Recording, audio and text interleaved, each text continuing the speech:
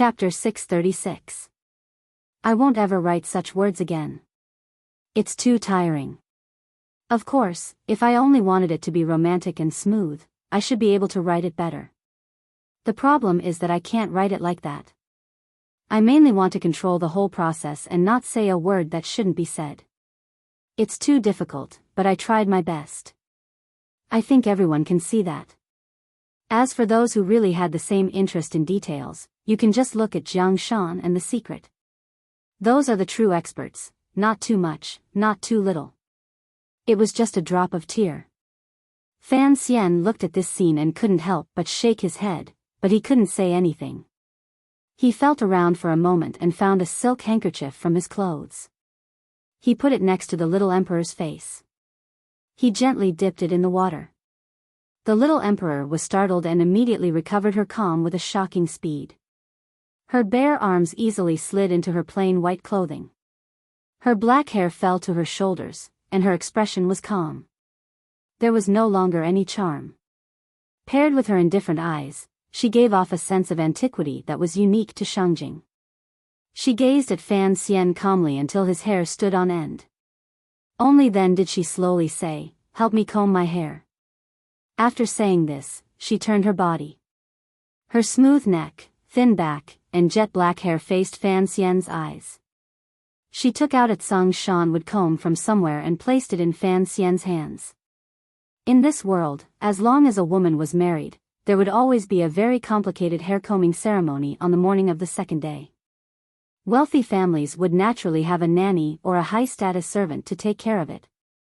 If it was a poor family, then the mother-in-law would personally comb the daughter-in-law's hair. The Northern Qi emperor probably had no chance of marrying. As a woman, it had to be said to be a kind of tragedy. In such a deep night, she wanted Fan Xian to comb her hair for her. Fan Xian accepted the comb and slowly began to move his arm, allowing the well-spaced wooden teeth to slide through the jet black hair. The little emperor's black hair gradually smoothed out. Fan Xian's heart and hers also gradually became clear. Fan Xian knew how to embroider and comb hair. He was a good man in the boudoir. In a moment, he had combed the little emperor's hair into a style that was clearly different from that of a virgin. It was also not the style of a mature woman. Borrowing the faint moonlight shining through the window, the little emperor looked at herself in the mirror for a while. She seemed to be very satisfied with Fan Xian's handiwork. During the process of combing their hair, the two of them did not say a word, each deep in thought. It seemed that for a time, neither of them knew how to deal with the situation between them. A moment later, Fan Xian broke the silence and asked, "Why me?"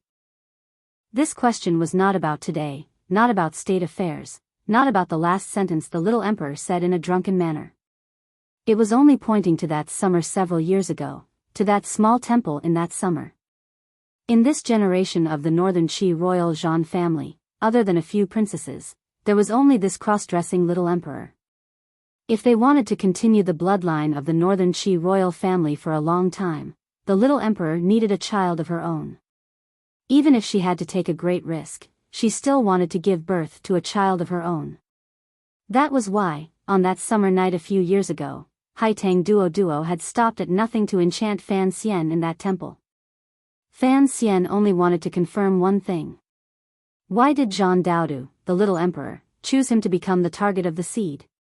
Perhaps in some people's eyes, becoming a stud horse was humiliating, but Fan Xian did not feel this way. His mother in this life seemed to have done something similar many years ago. Furthermore, to become a stud horse, it meant that the horse's bloodline was excellent and powerful. Was this another form of recognition? The little emperor sat silently in front of him and didn't reply for a long time. Suddenly, she said, "Your hair is a mess. I'll comb it for you." Fan Xian did not refuse. He handed over the comb and sat quietly by the bed. The little emperor half knelt on the bed and used her knees to crawl behind Fan Xian with great difficulty. She began to comb his hair. The little emperor's posture was very obedient. Kneeling behind Fan Xian and leaning slightly against him, she truly looked like a little wife. However, her hands were not very nimble. As someone who had been an emperor from birth, she was indeed worthy of the evaluation of not working in all four limbs. She had never done anything, much less something as technical as combing hair. The wooden comb slid through Fan Xian's long black hair with great difficulty. Occasionally, it tangled together, making Fan Xian furrow his brows slightly. He didn't make a sound to remind her. He only remained silent. He combed the little emperor's hair to sort out her slightly chaotic heart after their first love and to comfort her extravagant hopes of marrying someone. The little emperor combed his hair because she wanted to appear more like a normal wife. The little emperor knelt behind him and combed her hair earnestly and incompetently. Her gaze lowered slightly and landed on the edge of the bed beside Fan Xian's hand.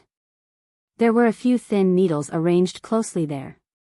They glowed with a different light. Some were poisonous, some were not. When they had been intimate earlier, she had already noticed that Fan Xian had carefully removed these items from his hair. She couldn't see Fan Xian's face and could only look at his back. The little emperor's expression relaxed greatly. It made her feel at ease to be able to not let Fan Xian see her expression. In that instant, a faint affection and infatuation surged into the little emperor's eyes. Although it immediately became calm, it still revealed the true affection she had for this young man in the depths of her heart. This was also what Fan Xian didn't understand. Why had he been chosen? Did the little emperor really like him? Your bloodline is very good. The little emperor lowered her head slightly. Her bangs gently swayed in front of her forehead. Since I am going to have a child, of course, I hope to find a good father for the child. What is so good about my bloodline? Fan Xian felt the comb stop on his head. Slowly, he said, the blood of the Qing royal family flows in my body. Are you willing to let such a child become the future ruler of Northern Qi? The little emperor started slightly and began to move the comb again with some difficulty. In a quiet voice, she said, at that time, Duo, Lily, and I did not know you were the Qing emperor's illegitimate child. Then, what exactly do you see in me? Fan Xian smiled bitterly and slowly lowered his head. Using the bright and cunning moonlight, he looked at the little emperor's smooth leg beside his waist stretching out from under the white clothing. His back was very warm and soft. It felt good. The little emperor sighed. As she combed her hair, she said, this matter can't be hidden from you. If I said I saw the tea on my bloodline, it wouldn't make sense. Of course, it wouldn't make sense, Fan Xian replied calmly. At that time, no one knew my mother's surname was Yi. The little emperor was silent for a long time. Suddenly, she said, you haven't written Story of the Stone in many years. Yes. Fan Xian was absent-minded. He seemed to think of the 2 years when their relationship was very harmonious. Every time he wrote a chapter in Jingdo, he would use the Overwatch Council's fast horses to send it to Northern Qi's Shangjing and into the little emperor's hands. The first people in this world to recognize that he had written the Story of the Stone was Haitang Duo and this little emperor. The call of Grandmaster Chao in the palace at night had given Fan Xian a great fright. At that time, he had always thought that this little emperor was just a bit frightening. He had not imagined that the body under the dragon robe was an enchanting woman. I once told you that I liked Banxian's high poetry, the little emperor said calmly with a slight twitch of her lips. Fan Xian made another sound of acknowledgement. Also, you don't look bad. Your personality can be considered straightforward. You don't look like a typical corrupt scholar. The little emperor lightly said a few words that made Fan Xian sink into silence. He knew that she was using these 3 sentences to express a certain meaning. After a long time, he said, you like me. The little emperor thought for a long time and then nodded her head. She didn't care if the back of Fan Xian's head could see this action. Fan Xian suddenly smiled bitterly and said, should I feel honored? I'll allow you to be proud for a moment. The little emperor's face darkened. Looking at her appearance, it seemed she wanted to bite him again. I remember the words you said in the royal palace clearly. First worry about the worries of the world, then rejoice in its happiness. I just don't believe whether the world you speak of is truly the world or just the world of the Qing kingdom. The little emperor was silent for a moment and then spoke quietly. It was as if she wanted to give Fan Xian an explanation as to why she was willing to pay any price to defeat Fan Xian. Fan Xian accepted this explanation because he had thought about it for a long time. It was impossible for him to win the trust of the northern Qi court. No one would believe that the illegitimate child of the Qing emperor was truly an internationalist, particularly someone as intelligent and powerful as the little emperor. He suddenly turned and looked calmly at her close at hand. The two of them were very close. They could feel each other's heartbeat and the heat of each other's breath. He looked at the youth between her brows and suddenly had a thought. He remembered that she was actually just a little girl. "You're an idiot." Fan Xian's words were very direct. "Since you were prepared to invest in me many years ago, then you have to continue. I said this in the afternoon. If he knew what you're doing now, he would certainly die of anger again." The little emperor's expression changed. It became solemn and slightly angry. Fan Xian didn't care about any of this. Coldly, he said, "You are my woman. From now on, give up your unrealistic fantasies. Don't try to control me. Don't try to use the method of killing me to disrupt the arrangements of everything in the world. In the future, all you need to do is cooperate with me." The little emperor's eyes lit up. It was not joy but anger. From birth until now, she had never met anyone who dared to speak to her in such a tone. Furthermore, it was said so naturally. "You are an extraordinary woman, but in the end, you are still a woman." For some reason, Fan Xian suddenly thought of the eldest princess who had died in Taiping courtyard. His voice became slightly warmer. "You and the Empress Dowager have put on a show for so many years and successfully tricked the eldest princess, me, and even the emperor into thinking that there were problems within the northern Qi court. It made me think that the words by the ancient path in the pavilion had any great meaning." He smiled self-mockingly and said, "I have put in too much effort for this, so I will not allow you to destroy all of this. I am not someone to be threatened." The little emperor's expression became cold. She thought that Fan Xian was going to return to the original topic. "I would never threaten my own woman." Fan Xian suddenly stretched out his hand and gently played with the bangs on her forehead. "Gently," he said, "however, my woman must listen to me." Earlier, when the little emperor had woken up from her drunken stupor, her first words had pierced straight into Fan Xian's heart. "My country is your country." If it was a normal person in Fan Xian's position, they would probably have a terrible headache. However, he was not the same. From a long time ago, he knew that his actions were far from the ideals of the people in this world. He was mentally prepared for this. Since it was his country, it had to be controlled by him. Even the northern Qi emperor had to submit to his will. Conquering the ruler of a country seemed to be something that could never be done. However, conquering a woman, and a woman who liked him at that, no matter how determined her will was or how powerful she was, he could still find a sliver of a chance. A new ruler brought a new court of officials. This was a process of conquering and being conquered. Fan Xian only hoped that since they had this brief relationship, she could become more feminine. However, the development of the situation seemed to have broken away from Fan Xian's control. The little emperor looked at him calmly. There was not a trace of tiredness or dependence after venting. There was only eagerness and dissatisfaction. Fan Xian looked at her eyes nervously. He didn't know what she would do next. "You are my man. Why can't you listen to me?" The little emperor looked at Fan Xian calmly with a slight smile in her eyes. Without waiting for Fan Xian to speak, she gently bit her lower lip and moved closer to his ear. "How about we fight again and listen to whoever wins?" The two of them were hugging each other without a gap between them. Suddenly hearing these words, Fan Xian's heart jumped. He thought to himself, who's afraid of a fight between witches? This was the little emperor's first taste of a man and a woman.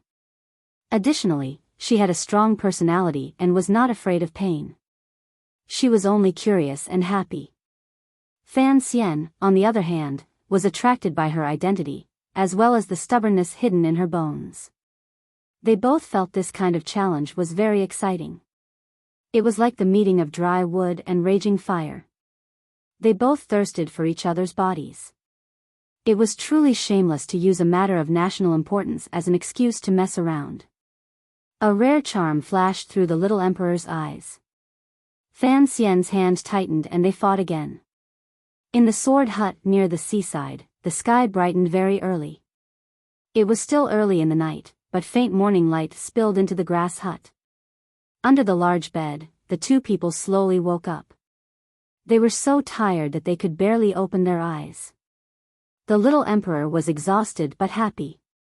She curled up in Fan Xian's arms to catch up on sleep.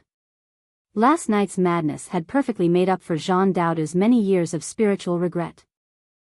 It made her finally realize that being a woman seemed to be a happy thing. However, it had also drained all of the energy in her body.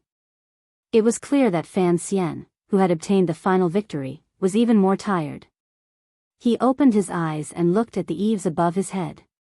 An absurd feeling suddenly rose in his heart.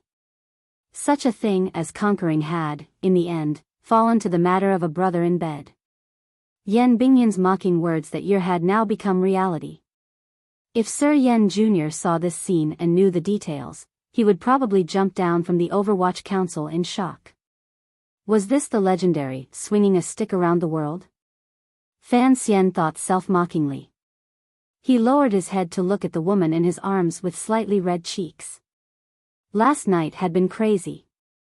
In the end, this female emperor's outer shell of concealment had been shattered by him and she had become a true woman. As for Fan Xian's hard work, it was not worth talking about to others.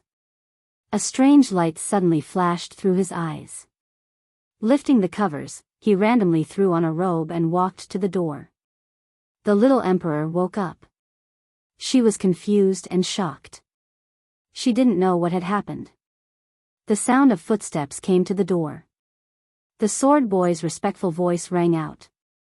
After he left, he carefully opened the door and brought back a large basin of hot water and all kinds of snacks, as well as some tools for washing up. Looking at this scene, the little emperor half sat on the bed. Her expression became serious. After the madness came clarity. She finally understood what she had done last night and what it represented. Most importantly, this place was not the Northern Qi royal palace. It was also not the legendary Taiping courtyard that Fan Xian had heavily guarded. Rather, it was a relatively unfamiliar place. The sword hut. Given Fan Xian's realm, he did not have to worry about someone eavesdropping. Last night, when the little emperor had indulged herself, she had not considered this problem. However, the arrival of the sword boy and the large basin of hot water made the little emperor remember clearly that the person living in the sword hut was no one else but a great grandmaster. Although the sword hut was large and the courtyard was deep, there were still sounds during the madness last night. Although Siga Jian was heavily injured and on the verge of death, since he was able to easily force back Lang Tiao and Yun Zhilan, presumably his cultivation was still there. It should not be difficult for him to hear clearly what had happened in this room. The Northern Qi Emperor was a woman. It was one thing for Fan Xian to know this secret. After all, he was the little emperor's first and second, and perhaps the only man in her life. If other people knew, the little emperor didn't know what terrifying fate would await her after she lost all standing and reputation. Under such a powerful impact, her face only became solemn and not deathly pale. This was already extraordinary and extremely valiant. Fan Xian did not look at her expression. With a slight smile, he brought the hot water to the side of the bed and began to help her scrub. He knew it was difficult for her to move. After this night, the distance between the two of them had long reached a negative. It was not just physically, but also psychologically. During these short intervals, the two guests of the sword hut did not have anything else to do. Other than combing their hair, holding hands, and picking at their palms and thighs, they could only talk. They talked about each other's strange lives, their childhoods that were different from everyone else in the world, how men dressed as women, how men looked like women, how they deceived the world to gain fame, how they sat on the throne, how they bathed, how they copied poetry, and so on. The little emperor and Fan Xian were equals. They seriously discussed each other's lives to see what things the other had done inappropriately. From the other's wisdom, they searched for an opportunity to make up for it. The night passed. The two of them had not yet turned white, but they were like old friends. They had not yet turned white, but their hearts were set. Other than the rubbing of the man and woman's bodies, there was also a kind of spiritual connection and comfort, as well as an exceptionally stimulating feeling of challenge, rippling through their hearts. The little emperor pulled up the thin blanket to cover her chest and stared at Fan Xian. Lowering her voice, she said angrily, "What if Sigurd finds out? I have said many times to be gentler." Hearing these words, Fan Xian, who had put down the basin of water and was drinking tea to moisten his throat, almost spat it out. He walked to the side of the bed and gently grabbed her chin to stroke it. In an even voice, he said, "The old man is about to die. Even if he guesses something, we won't admit it. What is there to be afraid of?" The situation was very strange. The little emperor coldly slapped his hand down and said, "If my identity is exposed, you know how big of a disaster it will be." Fan Xian fell silent. He knew that if the news that the Northern Qi emperor was a woman got out, the world would probably fall into chaos. The Qin kingdom would not let go of this opportunity and would certainly use it to send out troops. "I've said many times that you have to trust me and cooperate with me. Leave all future matters to me." He placed his hands on the little emperor's bare shoulders and pressed them down slightly. In a sincere and unquestionable tone, he spoke. The aces outside the sword hut had already endured an entire night. The torches were gradually extinguished. Lang Tiao and the other Northern Qi aces stared coldly at the door of the sword hut. They didn't know how the emperor was inside and if he had suffered any harm. If he was not worried about Fan Xian or Sigurd going crazy, Lang Tiao would not have waited patiently outside the hut. He would have long let everyone in. Sigurd had already expressed his attitude. The disciples of the sword hut did not charge in, but they were shocked. They didn't know what had happened in the hut during this long night. As time passed, the patience of the people outside grew thinner and thinner. Yunjilan silently watched Lang Tiao's gaze. He knew that if the sword hut still didn't give an explanation, they would immediately attack the hut again. In a few days, the Northern Qi army would probably also enter Dongyi. Since my teacher has made his stance clear, he will not let the emperor suffer any harm. Even if he is with Fan Xian, my teacher will not allow the Qing people to show any disrespect to the emperor in his eyes. Yunjilan said in a heavy voice. Lang Tiao's mood relaxed slightly. Given Sigurd grandmaster position and the situation in Dongyi, he would not just watch as his emperor was humiliated. After all, it was Sigurd who had invited them to open the hut. Lang Tiao was no longer worried about the emperor's safety. He had not thought that in one night, the emperor had already been bullied into a woman. Sigurd that strange old creature, would not just watch as Fan Xian killed the Northern Qi emperor. If the Northern Qi emperor and Fan Xian were willing to fight and create chaos, this great grandmaster would not be able to do anything. It was basically impossible for him to feel admiration for someone. Thus, when he repeatedly expressed his admiration for Fan Xian's face couldn't help but redden. He was rather embarrassed. Fan Xian knew what this admiration meant. He did not admire the Qing emperor or Yi Luyun, but he admired him. It was because of the voices that had come out last night. "You're welcome, you're welcome." He coughed to hide his embarrassment and turned around. The morning light shone down, enveloping both the old man and the young man. Fan Xian naturally and habitually stood by the side of the wheelchair. He furrowed his brows slightly as he felt this scene. A strange feeling welled up in his heart. The pitiful short and thin injured person on the chair was the legendary tyrannical and murderous Sigurd. The sunlight shone through Sigurd brows and glowed with a white light. It was as if his brows had suddenly turned white. Fan Xian stared in a daze at the other side of the face that was still intact. He suddenly realized that this great grandmaster was not as old as he had imagined. 3 years ago, when Fan Xian had fled Dong Mountain, only Yi Luyun had been on the boat. Regardless of whether it was Ku He or Sigurd, he had not encountered either of them.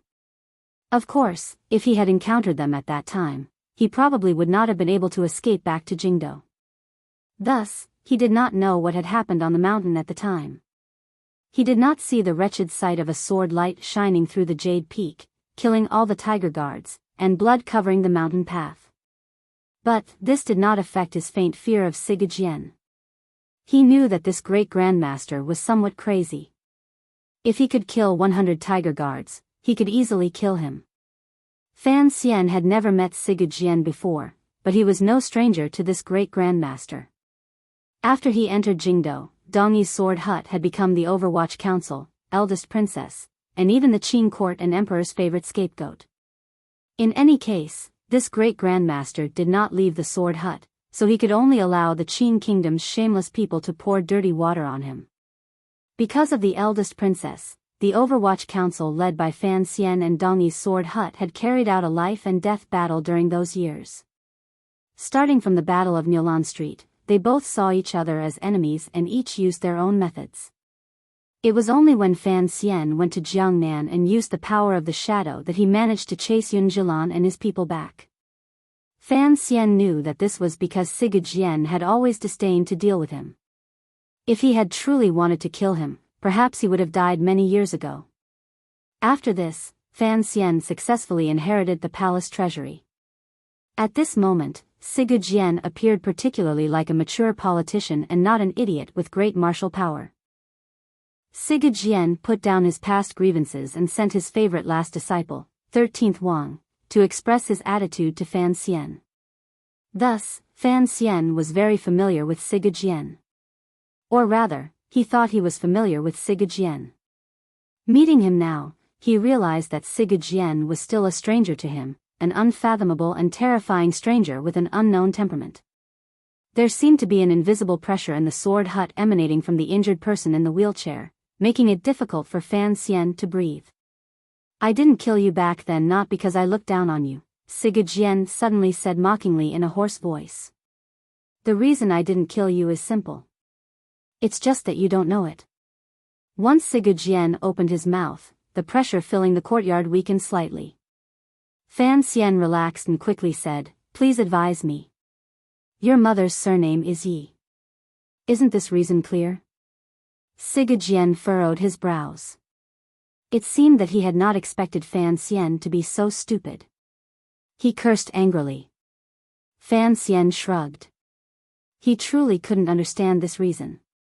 He had not gone deep into the sword hut to catch up with Sigurd. Rather, he wanted to talk about the future of Dongyi and the world.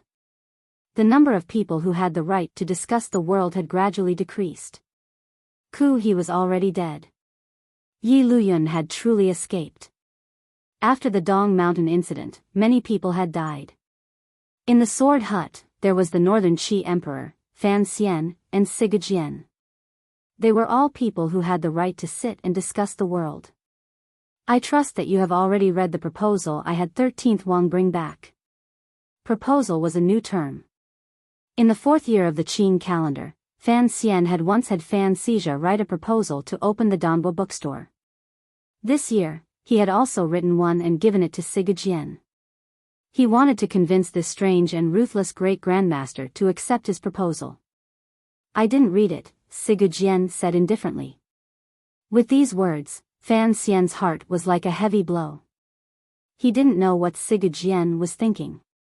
He had thought he would be able to move Sigurd a little with the proposal he had painstakingly drafted. If Sigurd didn't even look at it, what was there to talk about? "The Qin Kingdom's diplomatic group hasn't arrived yet. What are you in such a rush for?"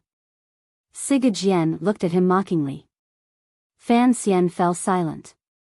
Suddenly, he said, "In my letter last year, I reported to you that I had confidence in controlling Northern Qi. If you trust me, I can also preserve Dongyi's independence to the greatest degree." Sigurd looked at him calmly. His twisted and sunken terrifying face contrasted with his calm eyes. It appeared particularly quiet, but there was a glimmer of a craziness that made one shiver. That kid is actually a woman. I had not expected it. That is why I said I admired you earlier. If you want to convince me that you have the ability to control the entire situation based on this, it seems to be a bit lacking, Sigurd said in a raspy voice. Sigurd mockingly said in a raspy voice, your father is not a normal person. If you can't satisfy him, how will you fool him? The Qing Emperor's request was to swallow Dongyi into his territory. Sigurd knew that after his death, Dongyi and the surrounding vassal states would no longer be able to protect themselves. They could only wait for their fate of being swallowed. Since Northern Qi had come out to cause trouble, Dongyi would have to wait for the right price and hope to be able to preserve themselves as much as possible. These were in themselves two completely different directions. He had to satisfy both the emperor and Sigurd. For Fan Xian, this was a difficult task. As the saying goes, follow your brother's feelings and lose your sister-in-law's. Even if the girls in the brothel benefited from both sides, it would be difficult for them to reach such a stage. The key was still Sigurd. As long as he nodded, everything could be discussed. Fan Xian thought of this. Very naturally, he pushed the wheelchair and began to walk on the yellow dirt paths around the sword grave. He pushed the heavily injured Sigurd to bask in the sun. Sigurd closed his eyes and enjoyed the sunlight landing on his body. Suddenly, he said, you're very skilled at pushing the wheelchair. You're better than those children. Why don't you stay and take care of me these few months? Fan Xian smiled and replied, it's fine to take care of you for a few months. However, you have to look at those things. The tens of thousands of people in Dongyi are all looking at you and waiting for you. You have to have some ideas. As for pushing the wheelchair, I'm used to pushing it in Jingdo. Oh, I remember. That old dog's leg was broken a long time ago. Sigurd suddenly sighed. During these 20 years, the biggest mistake I made was actually getting the wrong target. I had always seen your emperor as my biggest target. I had never thought that if I had killed Shen Pingping at the beginning, perhaps your emperor would not be so arrogant. There was a powerful confidence hidden in the calm words. It was as if Sigurd could kill such a terrifying figure as the director of the Overwatch Council if he wanted to. For some reason, the sea breeze around the sword grave paused slightly. Following the sword intent in Sigurd words, Fan Xian's heart felt as if it had been stabbed ruthlessly. His face became deathly pale. Only now did he feel the true realm of a great grandmaster. With a thought, the surrounding environment also reacted. Killing intent rose and was difficult to bear. His hands pressed forcefully against the back of the wheelchair, forcefully supporting himself. With great difficulty, he said, given your cultivation, if you focused on killing Director Qin, he would not be able to live for long. The problem is, if you killed him, Yi Luyun would come to kill the people of Dongyi. He breathed with difficulty for a moment and then slowly said, even if everyone in your family dies, you still have your disciple. Dongyi still has the manner of the master of the city. Sir Sword Saint, just as the emperor said, strange creatures like great grandmasters should not exist in this world. Since you have appeared, then you cannot act recklessly. You are just a dead object to maintain the balance. That makes sense, Sigurd said with his head lowered. Fan Xian continued to smile with difficulty. Sometimes, I feel fortunate on behalf of the people under heaven. Regardless of whether it is Master Ku he or you, there will always be things on your mind, such as Northern Qi and Dongyi. If you were truly an idiot who did things according to your own preferences but also had the power of a great grandmaster, I'm afraid the entire world would fall into chaos. Of course, he said with emphasis. If that was the case, would not vainly hope to convince you of anything. Sigurd was silent for a long time. He then suddenly opened his mouth and said, last night, you gave me many surprises. So, your so-called trump card is on that little emperor. I admit that you have the right to negotiate with me. I also admit that I do care about Dongyi's future. Perhaps this is a habit that I will take with me even if I die. I am used to protecting the people of this city. He turned his head and said in a raspy voice, as long as you satisfy me, I will also satisfy you. Surrender in name, garrison, unchanged for 50 years. Fan Xian's heart beat faster. Looking into his eyes, he threw out a few words with unusual speed. When he was in Qingzhou, he had already said these words to 13th Wang. Now, he was just repeating them in front of Sigurd. Garrison?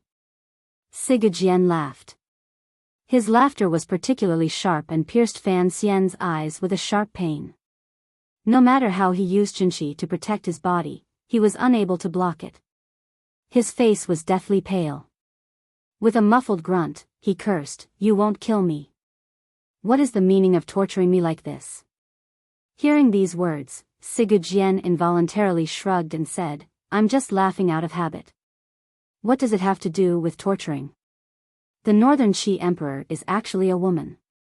TSK. Sigurd seemed to have not heard Fan Xian's suggestion at all. He was still immersed in this reality. It was as if he was happy that he had finally learned a certain secret before he died. Fan Xian finally realized the strangeness of this great grandmaster's personality. In a flash, he remembered that Zhang Daodu was still catching up on sleep in her room. He wondered if this great grandmaster had been eavesdropping all night. His expression became strange. He unconsciously looked under Sigurd eyes to see if he had deep dark circles or corns. Sigurd also looked over. Looking at the dark circles around Fan Xian's eyes, he furrowed his brows and said, "Even if it's a female emperor who only does it once every few years, you have to take it easy. If you want to die from indulgence, even if I wanted to, I wouldn't be able to." After these words were said, Fan Xian was greatly embarrassed. However, a thought flashed through his mind. He heard the last sentence clearly. His lips trembled slightly. He didn't know how to respond. The morning light gradually brightened and cast the shadow of the wheelchair on the sword grave. It was like it was pierced by countless swords. It looked very pitiful. Fan Xian looked calmly at the shadow and suddenly thought of the familiar figure he had seen behind the second door when he had been chased by Lang Tiao and Yun Zhilan. At that time, he had even thought that person had come. Looking at the shadow in the sword grave, only then did he know his guess was wrong. At that time, the person who had appeared behind the second door was Sigurd himself. He had not thought that the feeling of him sitting in the wheelchair would be so similar to Chen Pingping's. Seeming to guess what he was thinking, Sigurd coldly said, "Under my eyes, no one can touch you." However, Fan Xian did not feel a sliver of safety. He looked calmly at Sigurd and quickly analyzed in his heart.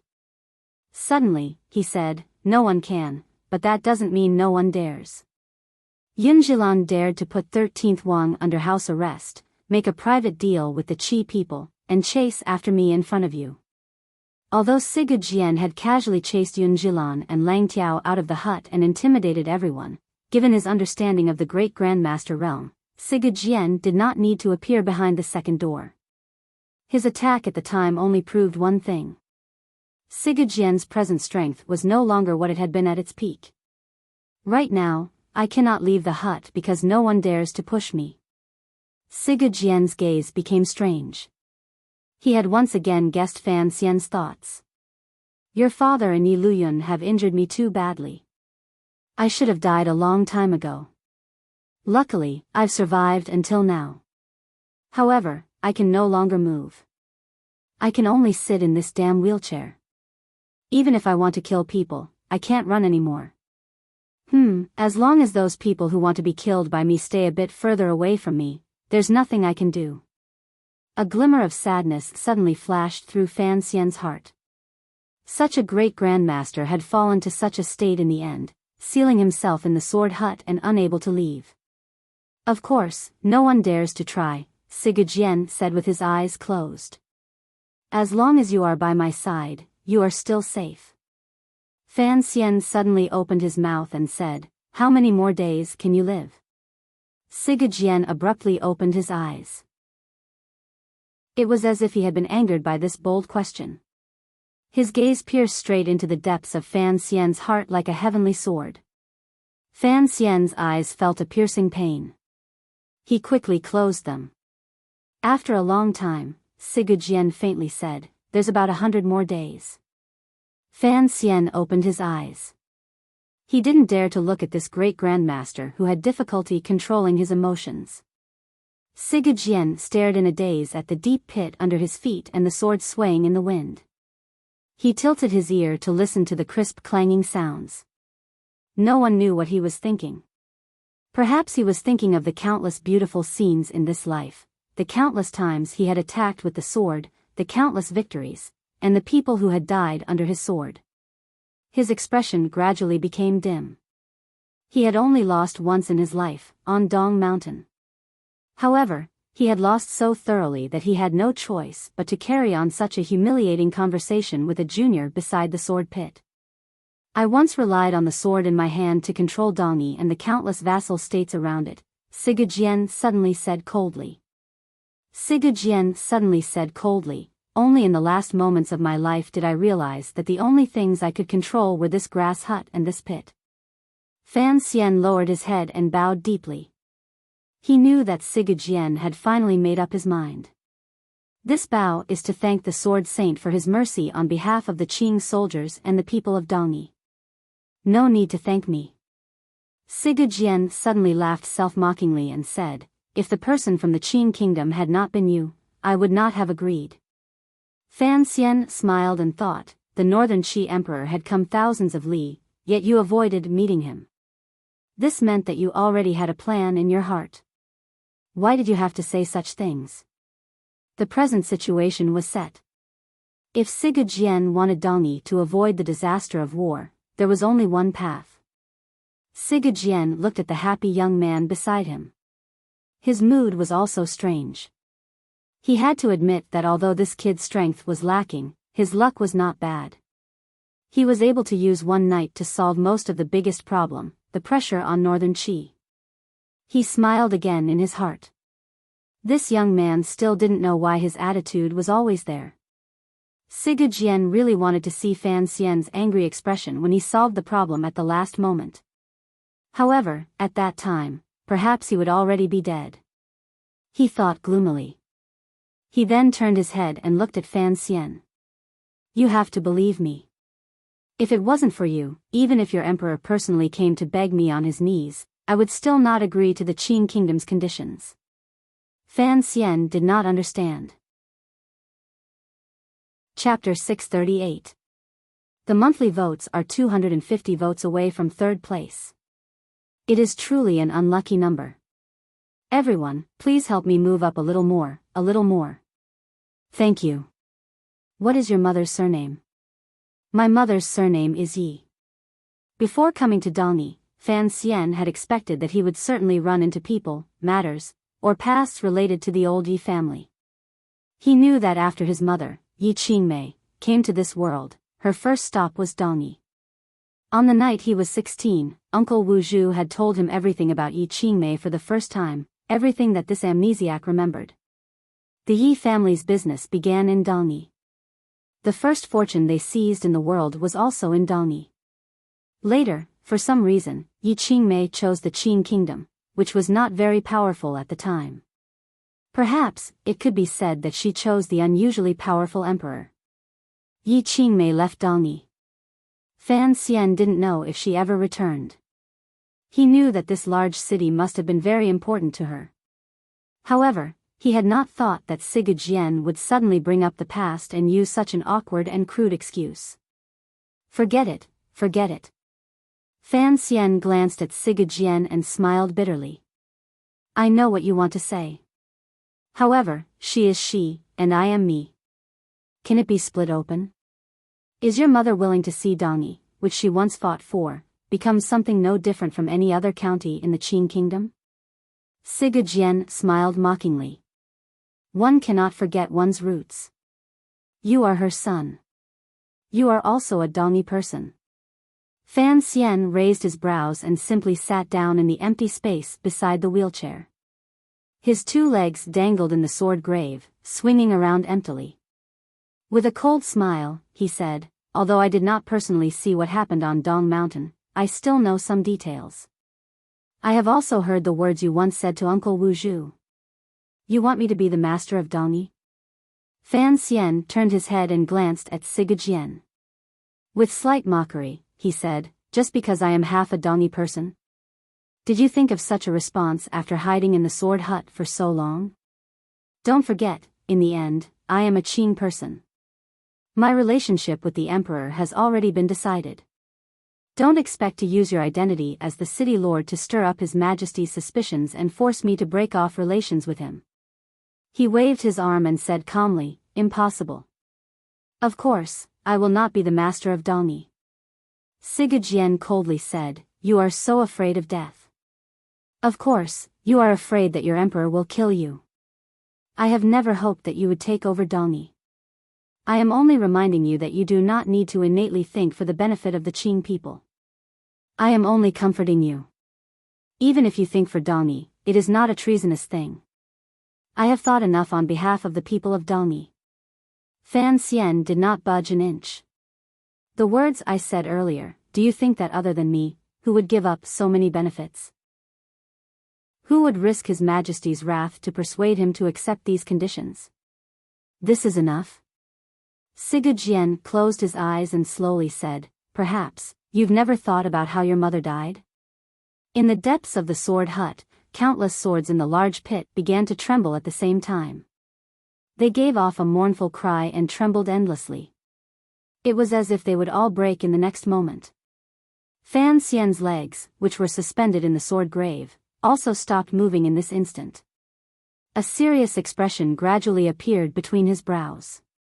An indescribable emotion rose in his eyes. There was no one around. Given Sigurd realm, he was not worried that someone would eavesdrop. However, Fan Xian still felt his heart begin to tighten. With each twitch, it was difficult to resist the pain. He took a deep breath. His face was unnaturally white. In a quiet voice, he said, or perhaps, do you have any ideas that can convince others? No, Sigurd said coldly. Sigurd coldly said, I am only guessing. How could someone like your mother die so mysteriously? If a pig-headed empress of the Qing kingdom or that old whore the empress dowager could kill your mother, then your mother would not be your mother. Just like that? Ku he also guessed. Chen Pingping also guessed. Why can't I guess? Fan Xian's lips trembled slightly. In a quiet voice, he said, it's best not to talk about guessing. It will kill someone. Is that so? Sigurd suddenly laughed loudly. His laughter was filled with endless viciousness and mockery. It is rare to see someone as afraid of death as you. Fan Xian knew what he was looking down on. Without changing his expression, he said, to be able to easily kill one's entire family, such a person is rare. Sigurd expression changed. A ruthless light appeared in his eyes. It was as if he could attack and kill Fan Xian at any moment. A heart-rending sword intent began to spread through the air again. This time, Fan Xian did not seem to feel anything. He glanced at him disdainfully and said, if you did it, then you did it. Are you afraid of people talking about it? As for me, you don't need to worry about my matters. He furrowed his brows tightly and sighed helplessly. Sometimes, I truly don't understand what you important figures, old creatures, are thinking. Why must you push me to the opposite side of the emperor? Do you really think I have the power to oppose him? Most importantly, do you really think that I'm willing to resist him? He looked at Sigurd angry eyes and shook his head. No matter what, he is still my father, so I don't understand what you people think. Father? Sigurd shrunk his body into the wheelchair. His entire person was like a sharp sword that had returned to its sheath. There was no longer any light. If I really get angry, I can kill both father and mother. Fan Xian's heart trembled slightly. He smiled bitterly and shook his head. He thought to himself that there was truly no need to discuss such things as human ethics with this idiot. As for the true cause of Yi Qingmei's death, at the most crucial moment of the Jingdou rebellion, before the eldest princess died, she had pointed it out to Fan Xian. Chen Pingping's actions, whether intentional or not, seemed to prove this point. However, Chen Pingping did not say it clearly. Minister Fan also did not say it clearly. After these two old comrades, who had personally experienced this matter, suspected each other for many years, they finally set their sights on a certain person. However, they did not want to tell Fan Xian this matter clearly. Other than Sigurd, who feared nothing and only wanted to see the Qing kingdom go into trouble, no one tried to lead Fan Xian onto a path of no return just because of speculation. You are about to die. Don't hope to see the Qing kingdom fall into internal chaos before you die. Fan Xian nodded his head slightly. It was as if he wanted to convince Sigurd and himself. Accept my sincerity and peacefully wait for your death. I will look after the millions of people in Dongyi well for you. Sigurd stared coldly in front of him for a long time. He then said, believe me, one day, you will walk the path that the wretched heavens have arranged for you. I am going to defy the heavens. Fan Xian said with a loud laugh. He laughed until he began to cough. His face flushed red and he cut a wretched figure. Sigurd glanced at him disdainfully. Fan Xian was angered by this gaze. Gritting his teeth, he said in an icy voice, regardless of whether it is Ku he or you, it seems that before they died, they all placed their hopes on me. Is this not a ridiculous thing in itself? This is not the will of heaven. It is just the selfish thoughts of you major figures. Selfish? Sigurd shook his head. I don't know what that old baldy did before he died. Fan Xian shrugged and said, he sent his best disciple to Jingdou to extend Shen Pingping's life. It looks like he is counting on Shen Pingping to become the cause of internal chaos in the Qing kingdom. Ha ha ha ha. Sigurd couldn't resist roaring with laughter. As he laughed, he cursed, so, that's what that damn baldy thinks. It looks like he is counting on the Qing emperor and Shen Pingping to make a huge ruckus. You will be stuck in the middle, unable to be a person, and then he will force you to go crazy. Your judgment is not bad. He is the same as me. We both place our hopes on you. However, Sigurd twisted his neck and said disdainfully, Ku he is too stupid. It would have been better to directly force you on such a matter. Why go through Chen Pingping? Ku he underestimated that old dog's loyalty to the Qing emperor.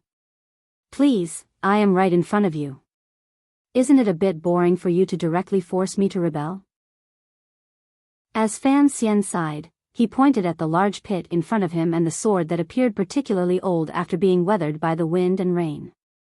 I clearly know that there is a pit in front of me. Am I still going to jump in? Sigurd did not directly answer this question. He shrunk his body and said, actually, regardless of whether or not you admit that you are a Dongyi person, I am not too worried about the stupid people in this city. Don't forget, Miss Ning is an Eastern barbarian through and through. That first prince of yours can't be like you and refuse to admit his origins. Fan Xian shrugged. He knew what he said was correct. The emperor only had 3 sons left. 2 of the grown ones had too many ties to Dongyi. If the Qing kingdom truly sent troops to attack, it would indeed be troublesome. The most important problem is that there are many pits in one's life. You clearly know that it is in front of you, but you have no choice but to jump in with your eyes wide open. Sigurd pursed his lips and pointed one arm toward the depths of the sword pit. His entire body was mixed with the aura of an old man and an irresistible pressure. Faintly, he said, 3 years ago, I told Jilan that even though I knew that there was a pit in front of me, I was still going to jump in. He was talking about the Dong Mountain matter. Regardless of whether it was Ku He or Sigurd before they set off to assassinate the emperor, they had both thought about it countless times. They had both suspected that it was a pit. However, time waited for no one. The situation was pressing. The two great grandmasters had no choice but to jump. They had fallen wretchedly. Fan Xian was silent for a moment. He then said, "There's nothing more to say about these things. After the diplomatic group arrives, what needs to be done has to be done. You don't need to worry about my matters. So, shouldn't we talk about happier things right now?" "Happier?" Sigurd suddenly cursed angrily. "I am about to die. I haven't left this broken hut in 2 years. How can I be happy? Oh, you are truly pitiful. Although your cultivation is there, it is difficult for you to move. You don't dare to casually leave the hut and have been forced to sit for years by your eldest disciple," Fan Xian said mockingly. Fan Xian laughed mockingly and said, "Back then, King Wei Ling was starved to death by his own son in the Li Palace. If Yun Jilan also did the same thing, you, a great grandmaster, would die too unsightly a death. I am not useless like King Wei Ling Wang." Sigurd Jian's eyes were sunken and suffused with a cold light. "I just don't want to go out. What does that have to do with Jilan? Sitting in a wheelchair in the sun is indeed a pitiful feeling of being old and about to die. However, you have to get used to it." Fan Xian knew he was speaking the truth. Even if he was a great grandmaster about to die, if he wanted to leave the hut, who dared to stop him? "I also think so. Regardless of whether it is being the master of the city or a male empress, presumably it is both more comfortable than being the Qing emperor's servant." However, he is not willing to agree. Fan Xian sat by the edge of the pit beside the sword grave and said, "A scholar's rebellion cannot be accomplished in 10 years. Don't you know that I am the most famous scholar in the world?" "Yes." Sigurd Jian smiled strangely and looked at the little emperor. "That is why we have decided not to continue this topic. Instead, we are going to the seaside in the city for a walk. I wonder if your majesty is interested." "Can I say no?" the little emperor asked angrily. Fan Xian replied from below, "Of course not." Sigurd Jian was the god of Dongyi. Regardless of whether it was actively or passively, a distance was always maintained between gods. It was clear that this great grandmaster in the wheelchair had not come out to casually look at the street view in many years. His entire being appeared to be rather excited. Fan Xian and the little emperor walked slowly behind the wheelchair. Occasionally, they would glance at each other but didn't speak. They were actually very shocked that the three of them had so easily left the sword hut without the sword hut and northern Qi aces discovering any trace. Even if it was Sigurd Jian, it still shocked Fan Xian that he could do this. Walking through the streets and alleys of Dongyi, Fan Xian could clearly sense that no one was following them. Given Sigurd Jian's realm, if someone followed them for more than a moment, they would probably immediately be hacked into countless balls of blood by the rootless sword intent on the wheelchair. The three of them came to a large tree on the outskirts of the city. The tree crown stretched out widely. The green color blocked out the sky and sun. They rested there, hiding from the blazing sun. Chapter 639. Happy birthday to Master Yuan. I was forced to do this. In the depths of spring, all kinds of trees were stretching their branches and spitting out green leaves. Dongyi was close to the seashore. The moist sea breeze blew day and night, making spring come earlier and fiercer here than in other places. The period of time for spring to accumulate was also longer. No one knew how many years this big green tree on the outskirts of the city had been growing here. The trunk was tall and straight, but it did not have the intention of piercing the sky. Countless green leaves gathered at the crown of the tree to form a large canopy, appearing exceptionally beautiful and benevolent. It blocked the sun in the sky, casting a shadow over the people entering and exiting the city. This tree was very large. The area of its shadow was several mu of land. Many people were resting under the tree. Under the tree were roots that protruded from the soil. They were like the thick body of a dragon, steady and solid. Sigurd Jian, Fan Xian, and the little emperor rested temporarily beside these roots. This strange combination did not attract the attention of passers-by. It was probably because there had always been many strange people in Dalny. Fan Xian sat on the tree root and felt the shade under his butt. He didn't know what kind of tree the tree behind him was and couldn't be bothered to investigate. He only lowered his head to look for ants or dung-killing cockroaches moving balls of dung. He didn't find anything. How old was she at that time? 5 or 6? 7 or 8? Sigurd sat in the wheelchair and furrowed his brows. He thought for a long time. It seemed that because of the passage of time, his memory had become blurry. He spat on the ground and said, "In any case, it was just a little girl." "How old were you at that time?" "I should have been in my teens." Sigurd scratched his head. "You know, my brain has never been very good. It's always hard for me to remember such complicated questions." "I don't think my age is a complicated question," Fan Xian said. "Geniuses are always different from others in certain areas," Sigurd said with a cold smile. He clearly did not care about Fan Xian's mockery. The other side of a genius is an idiot. Fan Xian glanced at him lazily. "Of course, everyone knows you were an idiot when you were young." Sigurd didn't say anything. He only met Fan Xian's gaze. He tried to find some shadow of his past in the crevices of the tree roots.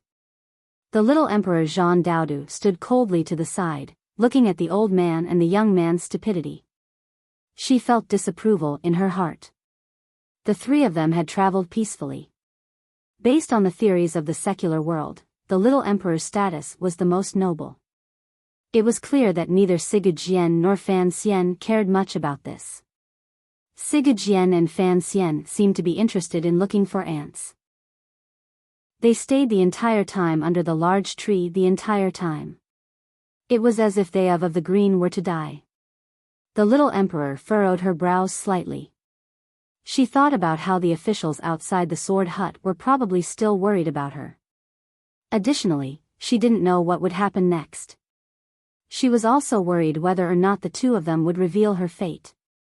Feeling slightly worried, she quietly said, "Lady Yi is no longer here. Even if you watch her for another 3 years, you cannot hope for her to come back to life." These words seemed to be stating a matter, but they were also somewhat heart-wrenching. The little emperor's intelligence and reaction speed were fully displayed at this moment. In the sword hut, Sigurd had only briefly mentioned the matter of persuading Fan Xian to rebel. She had caught onto some vague clues and tried to point it out. With these words, Sigurd and Fan Xian both raised their heads and glanced at her, making her feel a little flustered. Fan Xian shrugged and said, "I just think ants are more interesting than people." Sigurd looked at Fan Xian and sighed in admiration. "When your mother accompanied me to find ants, someone asked us this. She also answered this way." Following Sigurd's joyful narration, Fan Xian smiled. The scene from many years ago seemed to rise before his eyes.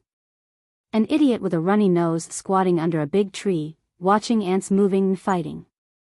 He might even untie the belt around his waist and pee on the ant nest. The passers-by and residents of Dalny all knew the identity of this idiot. When they passed him, they all had expressions of pity and disgust in their eyes, but no one was willing to go up and talk to him.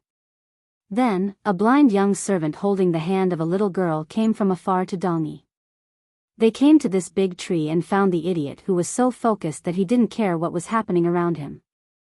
The little girl, who was carved from jade, squatted curiously by the idiot's side and asked, "What are you looking at?"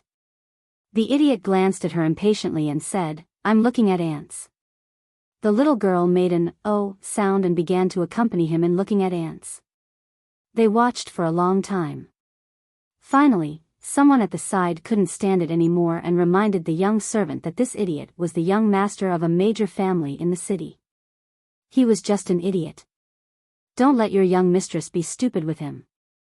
After the little girl heard these words, she didn't stand up. She smiled and said, "I just feel that, sometimes, ants are more interesting than people." It was clear that the meaning hidden in these words was much more mature than the age this little body showed. However, the passers-by and people under the tree didn't notice this. They just wondered whose family this young mistress belonged to. She was so pretty and clean, like a fairy who had walked out of a painting. She was squatting with the most famous idiot of the master of the city. They couldn't bear to watch any longer. The little girl waved her hand. The blind young servant, who had been as cold as a block of ice, also squatted down beside the two of them. Although he didn't want to squat, there was no difference between squatting and standing. Since she wanted him to squat, then he would squat. At that time, there were 3 of us. Sigurd was continuing his memories. He scratched his slightly itchy face and said in a raspy voice, "We watched the ants fight for half a day. Then, I invited them to my home as guests." "Your home?" "My stupid father used to be the master of Dongi. Don't you know?" "Oh, I've heard of it. However, that was many years ago. Your stupid father died to your sword a long time ago." I didn't think of it right away. The manor of the master of the city was very large and luxurious. Sigurd suddenly opened his mouth and smiled. "But the place I lived in was like a dog kennel because I was an idiot. My stupid father hated me the most. Furthermore, my mother was only a serving girl. Do you understand what I'm saying?" I've read many similar novels." Fan Xian nodded. No one in Dongi dared to discuss Sigurd past, but it didn't mean the Overwatch Council didn't do research in this area. He had a clear understanding of Sigurd past. He knew what kind of humiliating and belittling the idiot had lived in the manor of the master of the city. However, it was only now that he learned that Sigurd's birth mother was a serving girl. That serving girl had probably died many years ago. "Your mother and Wu Zhu were the first friends I made in my life," Sigurd suddenly said seriously. "Although the place I lived in was terrible and I couldn't even bring out a cup of tea, they didn't look down on me and still went with me. Perhaps it was because I was an idiot at the time, so I didn't think there was a problem. But, it was clear that many people in the manor thought there was a problem. They could not accept 2 people of unknown origins living in the manor, particularly with the idiot young master." After a few days, Yi Zi and Wu Zhu left the manor. I didn't mind. In any case, I had to go out during the day to see ants. On the way, I would go to the room they rented to play. This is truly the first time I learned that you once had such interactions with my mother and Uncle Wu Zhu. Sigurd furrowed his brows and said in a cold voice, "Did Wu Zhu never mention to you what happened in Dongi?" "No." Fan Xian sat on a tree root and picked up a thin branch. Unconsciously picking at the dirt, he replied, "Later on, my memory became much worse." "Oh, Wu Zhu, this kid, his memory actually deteriorated." Sigurd suddenly laughed loudly. "Isn't that similar to my idiotic appearance back then?" Fan Xian glared at him. Shortly after, he smiled bitterly and shook his head. "Do you know where my mother and Uncle Wu Zhu came from?" This was something that had troubled him for a dozen years. Although he could vaguely guess a little and Xiao En had mentioned it a little before his death in the precipice of Shi Mountain outside Shangjing, Xiao En's narration before his death only explained his mother's origins and did not mention Uncle Wu Zhu. In Xiao En's narration, he had suffered thousands of li and entered the outskirts of the temple. Then, they had seen Yi Qingmei. The 2 of them had rescued Yi Qingmei from the temple but had been separated halfway. At that time, Yi Qingmei was only 4 years old. It had been 2 years or even longer since Sigurd had seen her in Dongi. During this time, what had Yi Qingmei been doing? How had Uncle Wu Zhu come to her side? In Xiaoen's memories, he had once mentioned that Yi Qingmei seemed to be deeply worried about someone in the temple. She could not let it go, so she left decisively. Was that person Uncle Wu Zhu? Hearing Fan Xian's question, Sigurd suddenly became very quiet. A moment later, he faintly said, "At that time, it was impossible for me to know where they came from or where they were going. Later, I slowly found out." He turned his head slightly and stared at Fan Xian with his unfathomably calm eyes. "Do you still not know where Wu Zhu came from?" Fan Xian lowered his head and was silent for a long time. Uncle Wuzhu was a strange creature. Uncle Wuzhu would not age. Uncle Wuzhu did not know internal strength. Uncle Wuzhu was very good and powerful. So, Uncle Wuzhu. He laughed bitterly and said, even if Uncle Wuzhu came from the temple, what about my mother? Nonsense. The blind man is an emissary of the temple.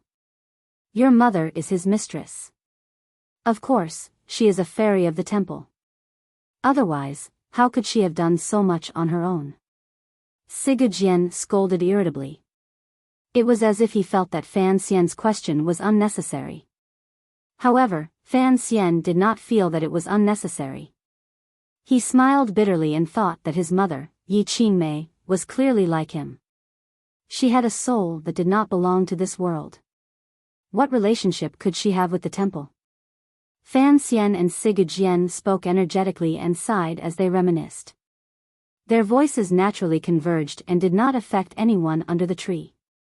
The Northern Qi Emperor stood by the two of them the entire time, quietly listening to all of this. Her face gradually paled as the hands in her sleeves began to tremble. She didn't expect that she would be able to hear such a soul-stirring secret under this tree.